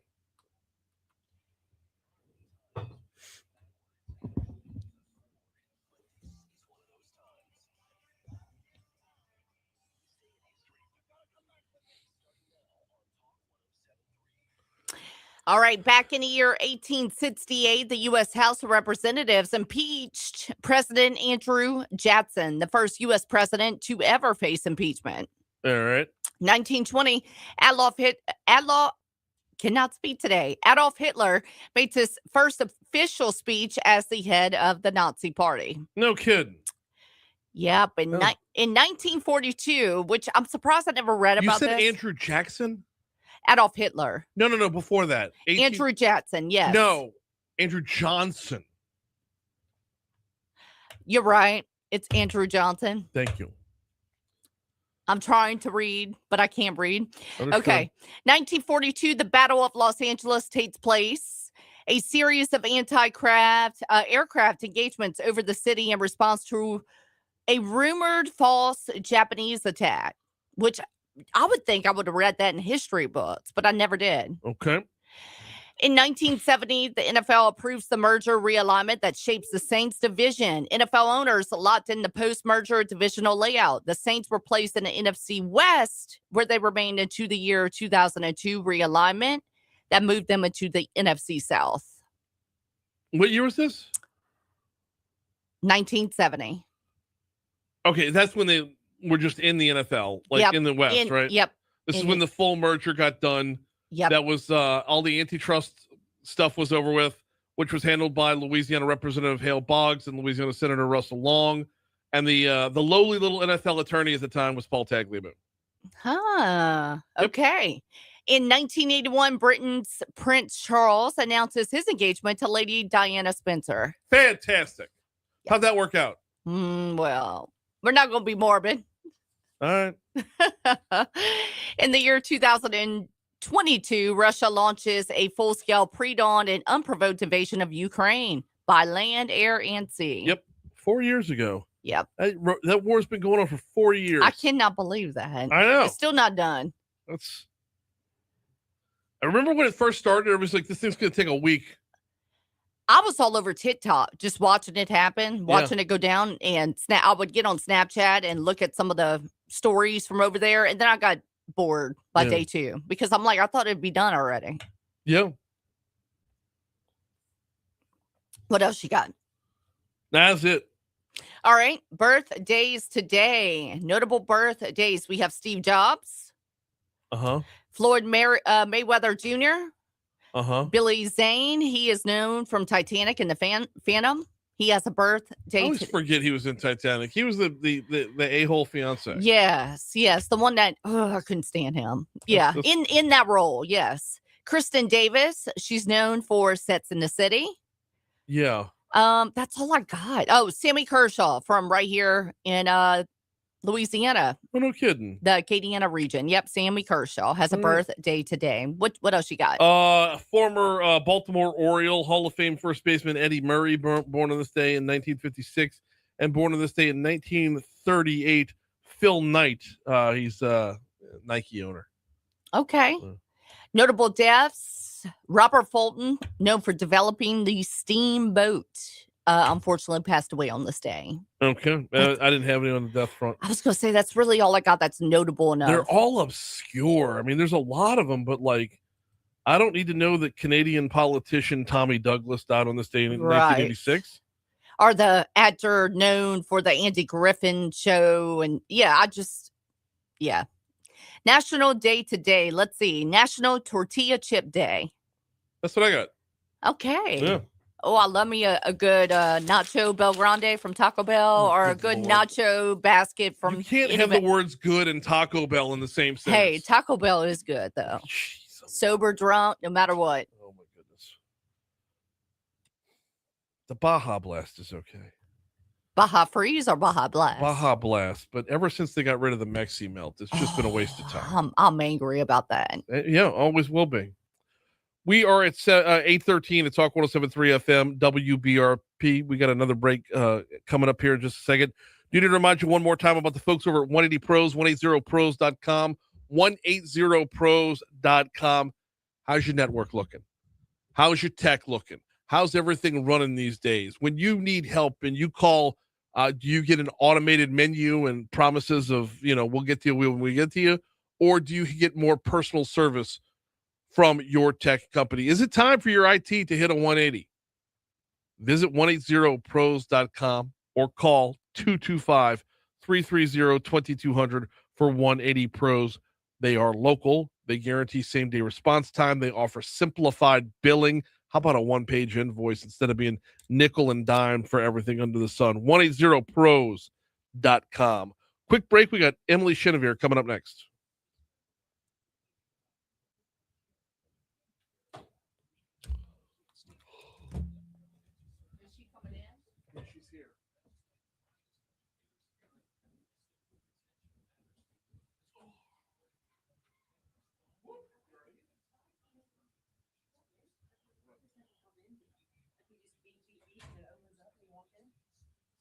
Opened up for you. I didn't even hit the button. Good to know. It probably alerts Landon, and then he's just letting people in. I don't think he's here. Well, Hey, Lance, what's happening? when he gets in there- Oh. No, that's so funny because I was like, it's never done that before. Is that normal? Yes. Good to see you. I saw you at the LABI thing, but I didn't get a chance to say hello. When I was sitting with You were talking with all kinds of people. I'm sure I would come up anytime and say hey. I always it's like people are like, hey, did I interrupt you? I'm like, come grab me and say hey. It's fine. Always. All right. How we doing? All right. Okay. 100% agree with the Mexi Milk conversation. Thank you. So, fun fact is my dad and my grandfather years ago had 5 Taco Bells.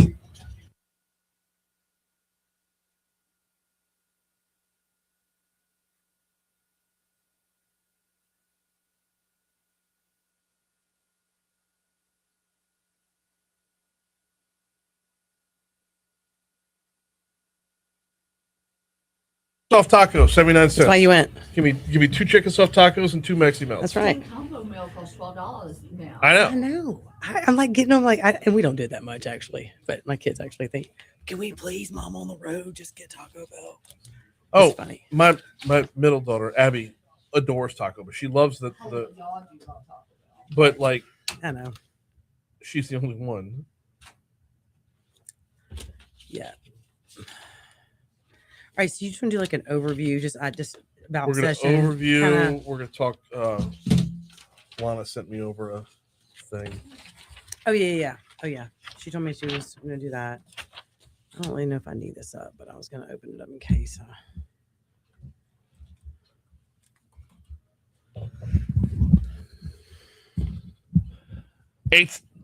817 Talk 107.3 FM WBRP mornings with Brian Haldane rolling right along. Want to remind you about the folks over at One Bath and Closets, ONE, onebathandclosets.com. You spell it out, O-N-E, bathandclosets.com, or you just give David Duvall and his team a call at 400-8005. Look, going into the new year, Christy and I decided house built in 64, bathroom built in 64. That wasn't cutting it anymore. We needed just an upgrade, a nice little refresh. So for our Christmas present to each other last year, we got ourselves a new master bath with an unbelievably fantastic walk-in shower. Got the two vanities, the mirrors, the lighting, all of it upgraded to today's standard.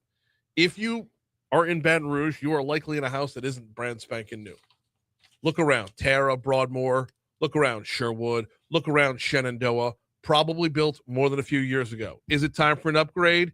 Well, I'll go ahead and answer for you. Yes, it is. It's time to give David Duvall and his team a call at One Bath and Closets, 225-400-8005. I couldn't be happier with the results that we got from our bathroom, and you can be in that same boat as well. One Bath and Closets.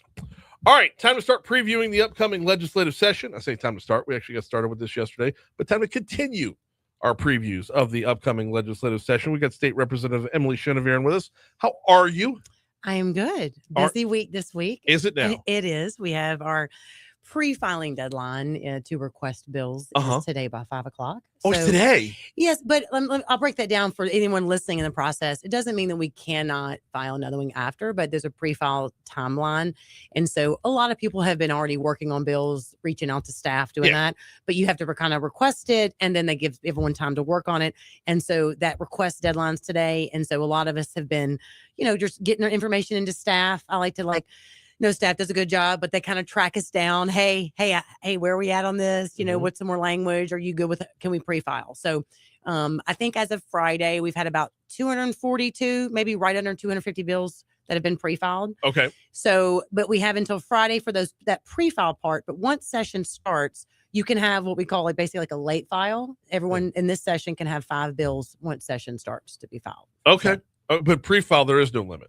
Right. There's no limit this year. It's just that once we start in session. So there's one bill that I'm working on, maybe with local, that you're still trying to find the wording. And so it may not be ready, but you've already requested it. So looking at that may be one of the 5, and you maybe there's something that comes up, right, that you need to kind of get in before the session ends. And that may be why you use one of those 5 once session starts. Okay. And you get a look. You get a good look after the pre-file deadline is over with to say what got missed. That's right. That's right. It's kind of like how you have to have your class schedule in, and then you can drop ad. And you can drop ad. There you go. It's the drop ad period. Did you drop a lot of classes, Brian? I might have even got a W or 2. So okay, that's fine. Yeah, it happens. It happens.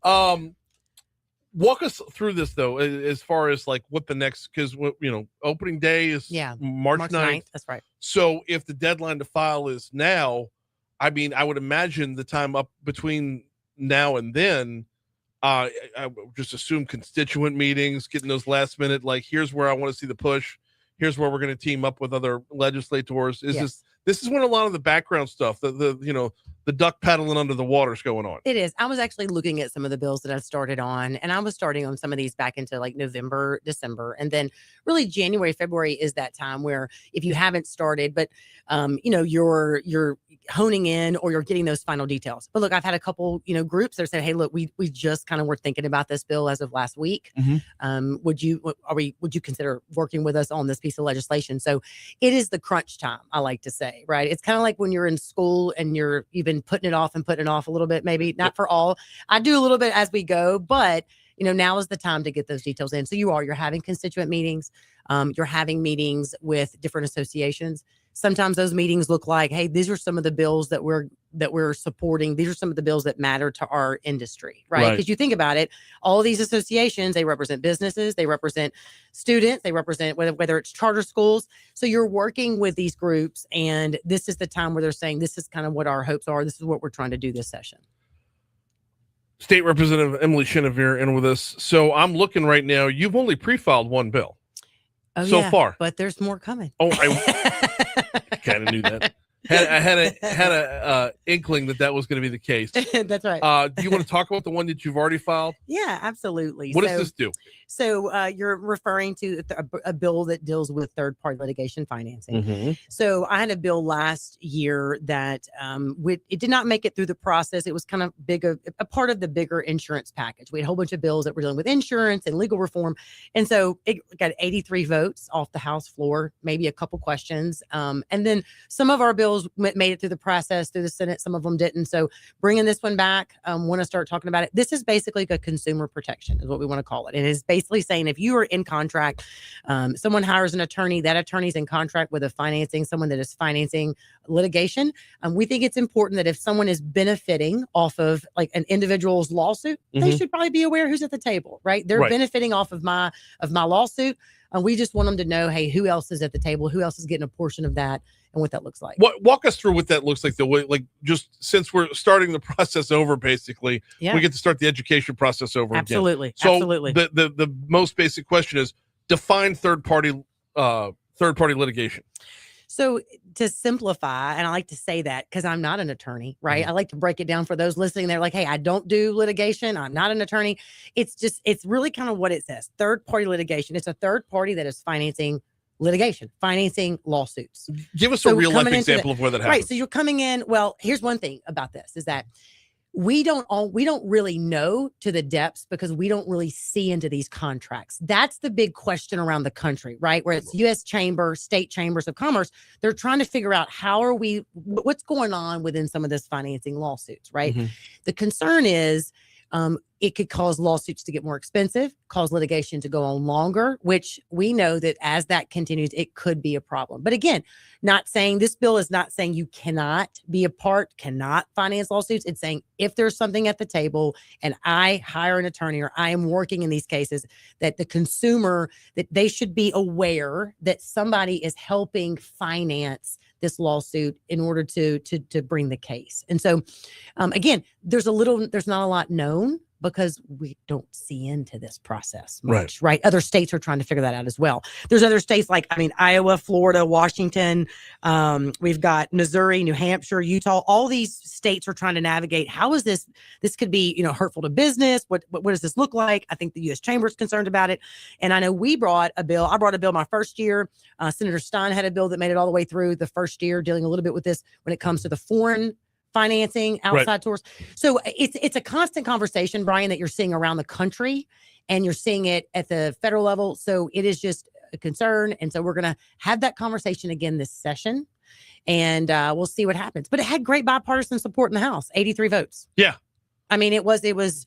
So that's one thing to look at and say, I think it's something that we need to start talking about again, and we'll see if it makes it all the way through, The Citizens Against Lawsuit Abuse put out a report recently talking about how third-party litigation specifically is basically undermining insurance affordability or affordability in a number of different factors across the board. They have numbers that say it's basically over $607 per household per year is what the costs are in lost earnings and reduced purchasing power due to higher inflation and slower economic growth. This is attributed to third-party litigation. You got more than $31 billion in added inflationary pressure across the economy, driven in part by higher insurance and liability-related costs.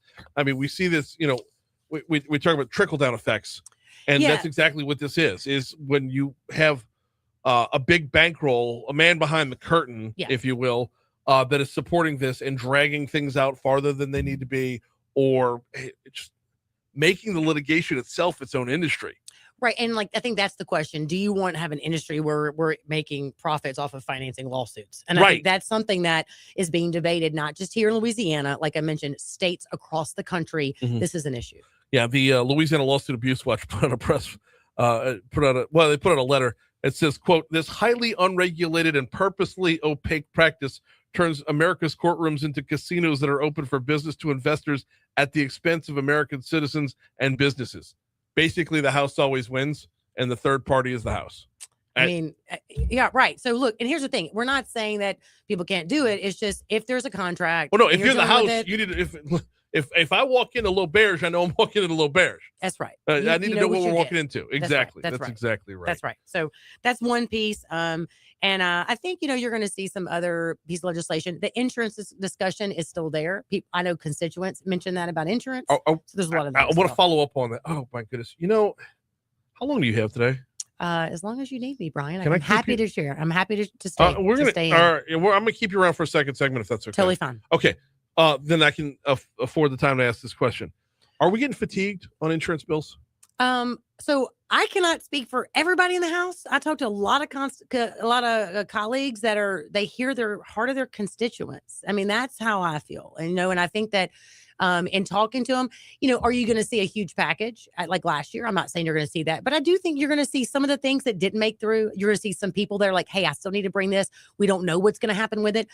It's the conversation has to continue, right? And so maybe some years it's a sprint, maybe some years we're in a little jog. But the problem is don't stop moving, don't stop tweaking, because there's not a business, there's not a marriage, there's not a family that says, oh, we're good, we're perfect, we're never going to help, we're never going to have more date nights, we're never going to tweak our business model, right? You always keep working to make something better, and that's my motto. I'm with that, but it's like looking forward, it's going to be a little more surgical. Yeah, I think so. Because look, we're also looking at what we've done, and I want to celebrate what we've done in the house. And people are starting to see. We're starting to see with an insurance. I know you've had our commissioner of insurance on. I hear our governor talking about it. You're having these requests of these rate reductions, so people are starting to feel some of that. Right. But again, we keep working at it, right? Well, you have to see what we've done. You also have to allow some time to let it catch up to That's show, right. Hey, the work that we've done is actually working. It just takes time to do it. Rather than going back to the well again, saying we need to do this again, you still have to trust that it's going to work. That's right. And look, some of the bills that we passed went into effect January 1. I know my bill with modified comparative fault started January 1. So some of these things that we're looking at, it takes time to say, hey, how is it trickling down? How is this impacting our rates? And then you come back and look at it. Some of the things that we may bring back are things that maybe didn't make it all the way through. So you may see 1 or 2, 3 or 4, some of those things tweaked. But again, I think that shows the will that people are still having a conversation. They're still talking about it a little bit, and we'll see how far that goes. But people need to reach out to their reps and their senators and say, hey, this is what matters to us. Can you, where are you on these issues? Yeah. And this is what matters to us. That moves the needle. Okay, so we're going to pick this up on the back end of news, traffic, and weather. State Representative Emily Chenevert is in with us. Where I want the conversation to go from here is to talk about what can actually be done in a fiscal session versus a non-fiscal session, where we're going to see movement on that front, because we go through this every other year, right? We ping pong back and forth. So that's where we're going to pick it back up in just a little bit. We do have to check in with ABC News. Don't forget, State of the Union coming your way, 8 o'clock tonight. Donald Trump addresses the nation and the in Congress, those who have chosen not to walk out on it. Donald Trump will address the nation with the State of the Union tonight. We're carrying ABC's anchored coverage of that right here on Talk 107.3 FM. Of course, a Democratic response to follow. More with State Representative Emily Chenevert right after this. All right. You can chunk the Jeremy Dalrymple thing. I might play it back on Friday. But.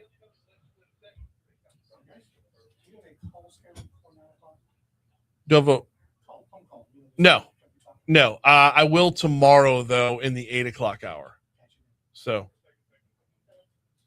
And we can talk about, I thought about on the way in, if some of the bills from some of our Baton Rouge reps that are, I don't know, just of interest. Barbara Freiberg has a good one I like a lot. I think I'm going to co-author too, about the Parole Project does a reentry program for men. We do not have one created for women, and she is carrying a bill that has great support through Lobby, and is creating this idea of a reentry program after parole for women, and it's very exciting. Just because we talk about crime, we talk about criminal justice reform, it's a big deal. She's got great support from that. The Parole Project is amazing. I'm a big supporter, and the fact that we're finally able to recognize. Yes. You get someone an apartment, you get someone a job, they're not going to commit more crime. They don't. And by and large, they're empowered, right? Like they're empowered to do more, and then it's generational. So then you've stopped all the. So it's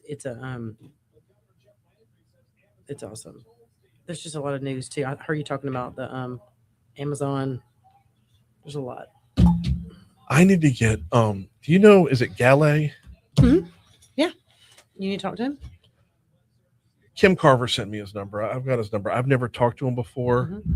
Normally I would like to have a relationship with somebody before completely bombing them with accusations. Okay.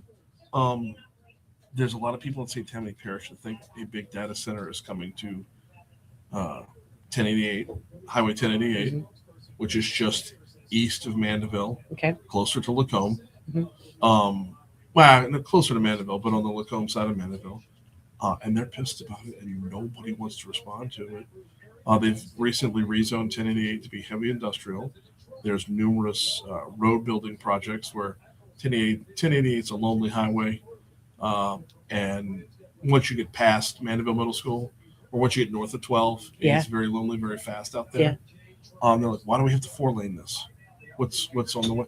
And it can be any industrial that's out there, but the fact that everybody's being so quiet, locals are starting to think you're going to hit us with a data center that's going to drive all our electric bills up. And they don't. No. So.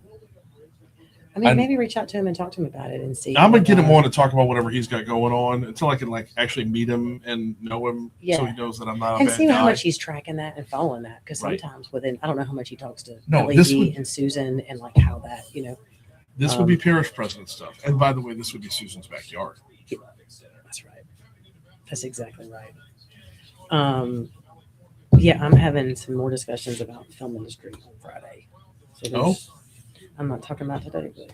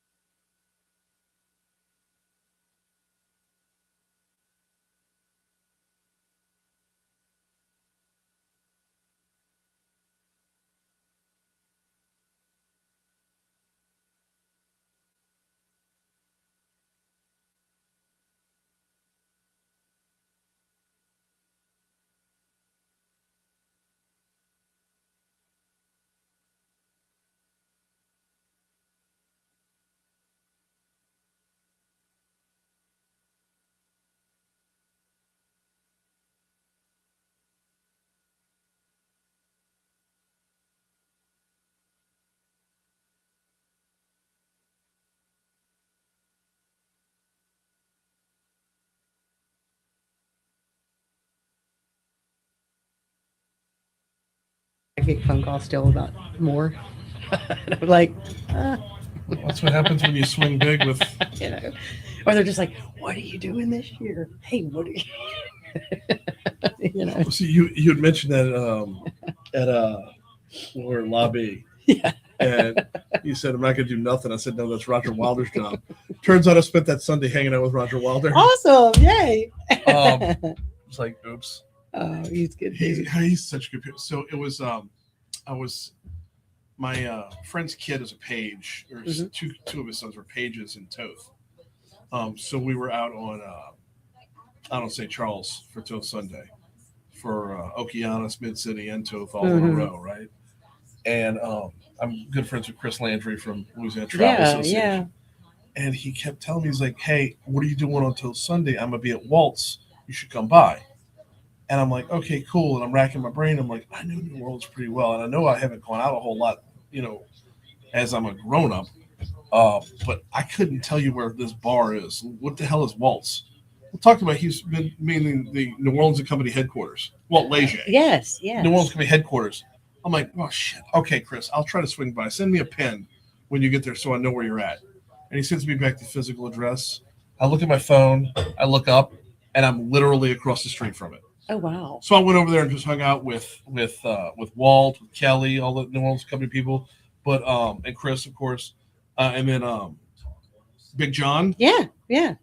Big John and I had a good. Always, good you're gonna have a good. Yeah, it was a good. You're gonna have a great time with Big John. I actually felt kind of honored. Like, I'm a member of the media, and I don't know him all that well. Yeah, he trusted me with a lot. Yeah. So, but it was awesome. It was so awesome. You're easy to talk to, and I feel like you.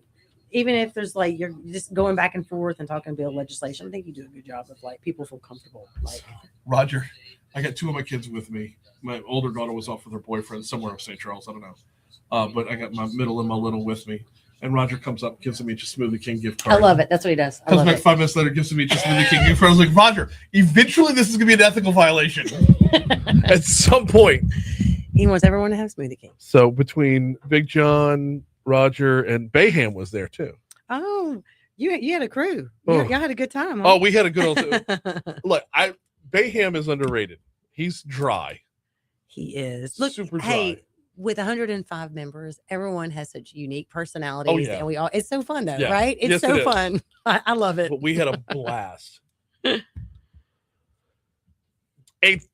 837 Talk 107.3 FM WBRP mornings with Brian Haldane, rolling right along, picking it right back up. Before we rejoin State Representative Emily Chenevert, let me remind you one more time about the Baton Rouge Metro Airport. FlyBTR.com is the website. Y'all know I swear by them absolutely. When I went to Washington Mardi Gras a couple weeks ago, due to weather concerns, due to weather cancellations, I actually had to pivot and drive down to New Orleans to get to DC. That was the worst. That massive humanity that's the TSA line, the leaving your own backyard, having to drive a full hour, having to bum a ride to get somebody to bring you down to New Orleans if you don't want to pay those exorbitant parking fees. And I had to bum a ride. I was going to park down there because I knew I was still flying home to Baton Rouge. And the difference is all the difference. When that flight comes back into Baton Rouge, and it's like less than a 2-minute walk from the gate to the baggage, and it's less than a 2-minute walk from the baggage to your car, and then it's less than a 20-minute drive to get home. Amazing. FlyBTR.com. All right, let's dive back in. State Representative Emily Chenevert is in with us. Since you're so nice to stick around for a full other segment, Yes. I'm going to give you the lead here. Where do you want to go? Do you want to go through more of your bills, or do you want to take a look at some of the other bills that you have your eye on? Well, so I'll mention a few of the things I'm doing, but I wanted to highlight, for listeners too, just some interesting things in some of our Baton Rouge delegation, a couple. But so I'd mentioned, like, I'd filed one. You see one under my name. Yeah. For anyone listening, all I love to tell everyone, if they want to see what is my rep doing, right, they can go to LEGIS, short for legislator, .la.gov, and like you're 3 clicks away. We actually have a really easy site and see what bills have been drafted by your legislator, right? Google makes it even easier. If you Google Louisiana legislature bill search is one of the ones that comes up underneath there. So I boom, love right to for the electorate to be informed and know what's happening, and so I love to always plug that a little bit. But I'm excited to see. I think you're going to see a couple of bills dealing with workers' comp. That's something that you hear a lot with businesses and the cost of workers' comp in Louisiana. Okay. So we'll be working on a bill for that. We talked about that a good bit with Patrick Robinson from LABI yesterday. Yes, and working with them. And so they care a lot about that, obviously, because it impacts businesses. Always like to say we see all these businesses coming. We see good things happening. We're focusing on legal reform. We want insurance to go down. It's all these different aspects that brings business here, right? It's not just one. It's not just legal reform. It's everything else, including education, right? We've got to make sure. So that's why I love to you hit some of these issues. I think you'll see some legislation that's dealing with that, because it's not just one area. It's the quality of life in Louisiana. Make everything better, right? Sure. Keep working. So working on that. Working with charter school bill. Love what we have when it comes to within East Baton Rouge Parish. We have some great charter schools. Charter School Association does a good job. And I want to highlight to the Parole Project. I'm working on a bill with them. Excited to bring it, and also highlighting Rep. Freiberg. I think HB 168 is going to be really great. And so I'm planning on to support her, co-author that, but it creates a transitional reentry program for female parolees. Yeah. Men have that. They're seeing incredible success of men that are coming out of prison and finding purpose through job and work and housing. And I'm super excited for Rep. Freiberg to be able to do that with Louisiana. Why is it that Rep. Freiberg always has the forehead slapper? Like, seriously, every session she comes up with at least one that, like, why wasn't this already the way it was? You smack yourself on the forehead and say, we should have done this years ago. And I think we're just seeing some of the success of some of these gentlemen that are coming out, right, of this through that process. And so anything we can continue to do that, especially for women, I think is going to be phenomenal. And I think Rep. Freiberg has a great relationship with Parole Project. And so that's going to be interesting to see and what happens there. We have finally turned a corner with those who are getting out of prison. We finally turned a corner to where we realize that not helping them re-enter into society sends them back to prison. That's right. Which, by the way, before they go back to prison, they commit another crime. That's right. Which means there is another victim. That's right. So by offering a help, but folks like the Parole Project are like literally doing God's work. I believe because every saint has a past, every sinner has a future. And if you sit and talk to some of the stories of some of the men that have come through that, it's phenomenal. So I'm excited to see what she's going to be able to do with that. You've got Senator Evans has got some good bills. And again, I don't even know all of them. And looking at protecting children, we've got, he deals a lot with education as well. It's always, to see what he's bringing. Rep McMakin probably has more than any of us right now. I'm going down the list of seeing, he's always doing some big change and some accountability, which I love. Yeah. There's some great bills on that. And again, people can look at this, and I want to encourage them, look and see what's happening so you can see what's already been pre-filed and what you're tracking with your rep. And so, good Lord, Dixon. Right. And so he is doing some good work, I feel like, right? I mean, it's a long list. And look, I like to tell people, they'll say, hey, how many bills do you file? At the end of the day, there's some bills that take a lot of research, a lot of pushing up the hill battle, right? It's a lot more challenging. There's some bills you file, you can have 5 to 7 bills that are, hey, I'm naming a bridge. Mm-hmm. I'm doing a resolution to do a certain topic. So they all don't take, I would say, the same brain power, the same intensity. So you may see a long list and 50% of them could be more of a simple push. Right? Well, and with Representative McMakin's bills, HB 4 better be the highlight of the entire session. Look, I know my voice doesn't really matter a whole lot, but I got on his butt good for dropping out of that congressional race. And if you're not in the congressional race, you better have an all-star session. That's right. You better have a Hall of Fame session. And it starts with, by the way, I know we like nerds, we talk in terms of the bill numbers. This is the Constitutional Convention bill. That's right. That's right. And this is going to be monumental. HB 4, that number means it was the fourth thing filed. But budget and the first two were money. The first two were always. Budget and construction costs and whatnot. Right. So he was capital outlay. Right. Budget and capital outlay. So he was, I guess, the second thing filed. I don't know what HB 3 is. That's right. And so, it's exciting to see some of that. And I think there is some discussions like that needs to happen. People ask me all the time, we've amended our Constitution over and over and over and over and over. It's all duct tape and chewing gum. People are texting, they're going to vote, they don't know. So we'll see, and I think but that just shows initiative, I think, behind a lot of our delegation, and not just in our area, really across the state. I'm having conversations. Just yesterday, I'm talking to someone, hey, I'm really loaded up with this bill. Maybe can you carry it? Then I get a text back, no, I'm taking this on. So people are trying to work, right? And I think that's one thing that behind the scenes right now, that's really what's going on. Is this last week and that. Workforce is supposed to be big this year. That's right. That's right. There's a couple rooms you're in. You're talking to lobby. You're talking to different groups. I mean, we have a rock star team leading when it comes to LA Works and workforce piece. I mean, Susie, she's incredible. I know she's been on the show with you. Oh yeah, not enough. Right, not enough. And I love hearing her zeal and passion for this. I mean, she is a rock star in that. And so you're seeing. And I think what I love to hear the shift in conversation, and look, just my first term, but what are the jobs that are available in Louisiana, and are we training for those openings and those opportunities? And I think now this turn is happening too within our technical colleges. How do we support? We always want to support our higher ed. We're not saying that, but we've got to bring support to technical colleges. We have to look at our community colleges, because some of these great degrees, someone may not go to that 4-year degree, but they can do a degree and get into the workforce quick. And that's what we want. Right. Right. Absolutely. We want them to be able to create income, start, like whether they're starting a family, whether they're an entrepreneur. So that's what I'm excited about, that you're seeing that conversation, not just within them, but within the legislators.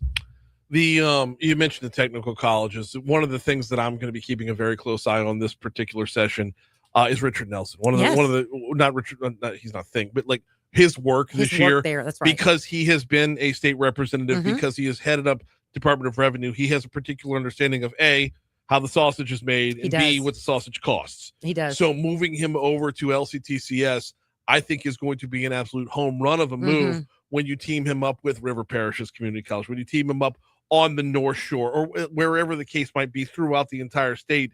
He is going to have, like, you get him a segue so he can get from rep side to Senate side back and forth quicker. No, that actually makes a lot of sense. I think he's going to do great. It's going to be great to watch that shift and the focus there. I think that's where, he's incredibly intelligent too, right? To be able to focus on that. And so, and we need that. It goes back to the big picture of Louisiana of, it's not just about one thing, but how do we help our students go from in K through 12? How do we help our high school students find a fit? And every fit is not the same. Every child is not going to take the same route, but we know in this state, we have incredible opportunity for people in the trades. Let's encourage that again. We are going to continue to need trades. We are continue to need people that are doing the plumbing, that are doing the roofing, that are doing all these different areas. So I'm excited to see that shift, happen even more. Workforce is going to be a big one. What else is out there in a non-fiscal session?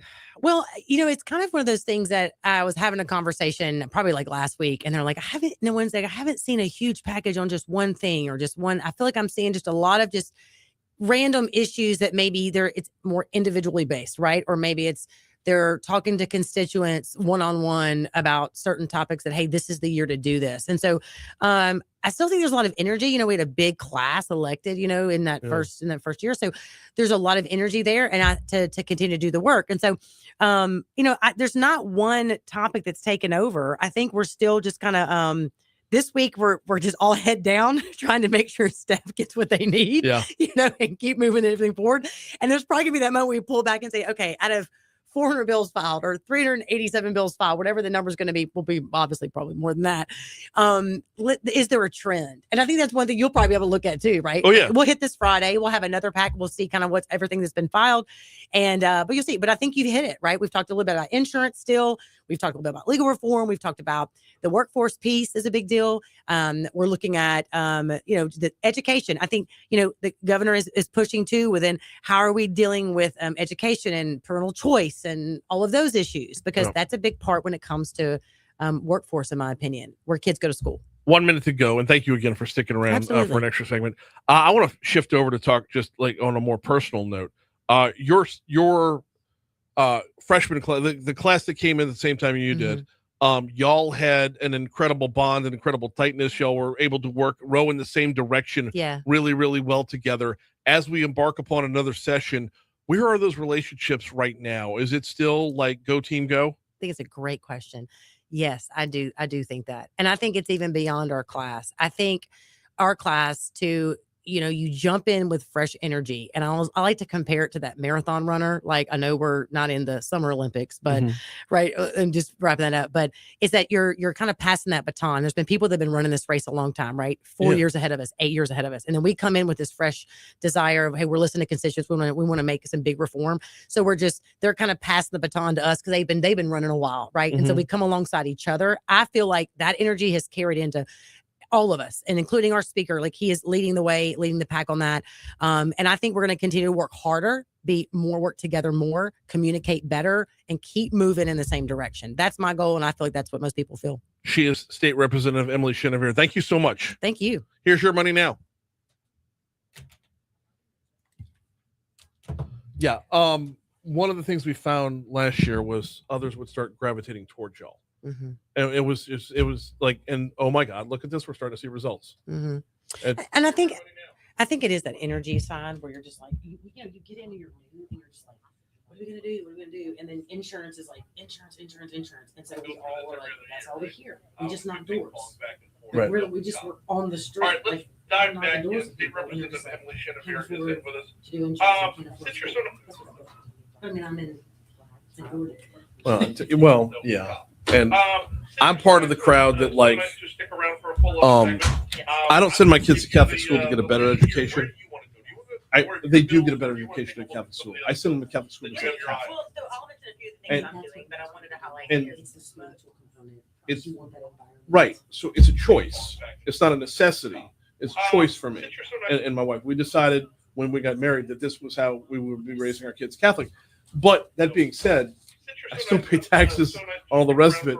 So that if I've got one that's on my plate, it's how do we swing some of those dollars?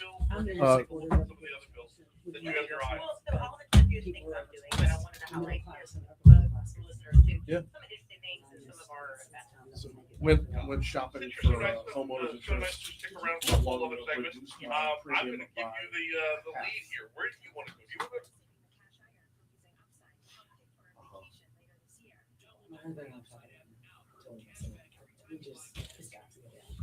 It's like, and it is. Well, car insurance. Shopping is critical. Yes. Because most people, you get comfortable. You're at the same age. You do it. Like, on that front because it's in temple process. He's like, we go through this every other year, right? We ping pong back and forth. Yeah, I love listening to the Oh, you do. Awesome. Thank you. As always. All right. Enjoyed it. Thank you. Yeah, absolutely. When you texted me yesterday, I was like,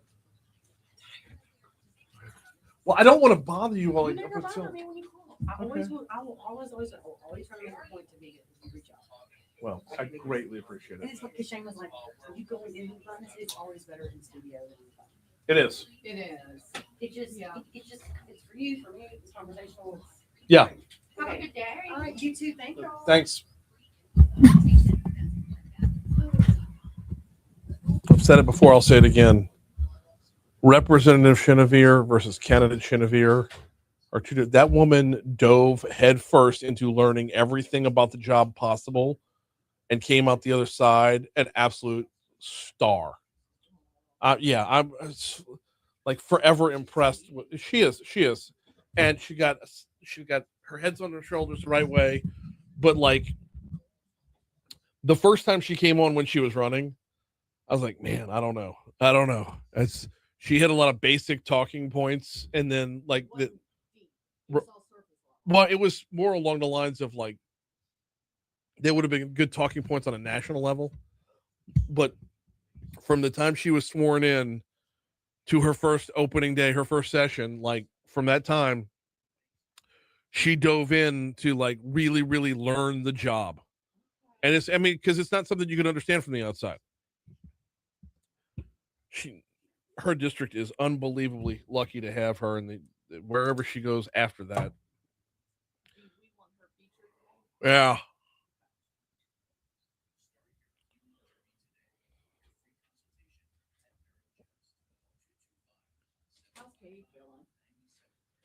I haven't checked in since he said he was.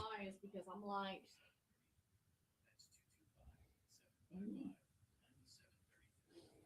my boys went to school today, but they may have to get checked out. I said, Scott, it's your call if you want to send them because they woke up feeling like. I love how when one person goes down, we all go down.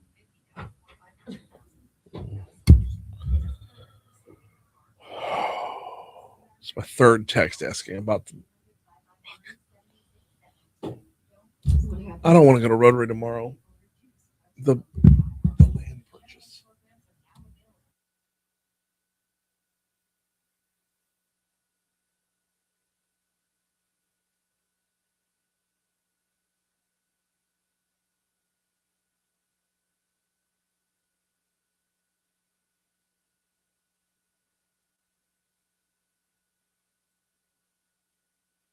When you're in the news, peripheral to the news business. I know when you hound people to spill the tea, but yet you're tight-lipped. Right.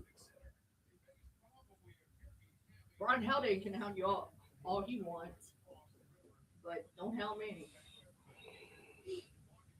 I just want you to go, Brian. Just don't go. I do a feature every week, the noon news. I do a little 2-minute news read. It's funny. The people laugh. It's yeah.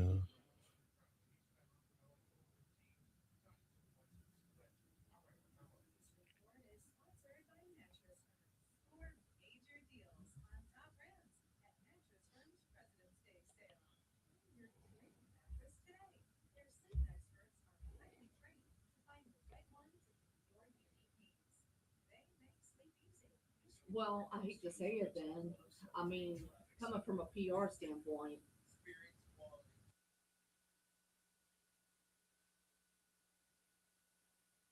Well, and realize you don't control information. Right. If you're not in front of the information.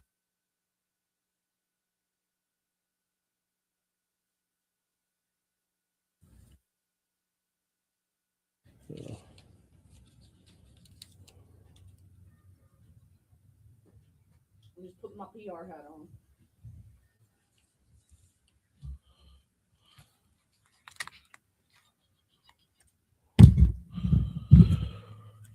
.856 Talk 107.3 FM WBRP mornings with Brian Haldane rolling right along. About to wrap up for the day, y'all. Do want to remind you one more time about 5-Star Printing and Signs. Printshop5.com is the website. 271-4096 is Danny's phone number.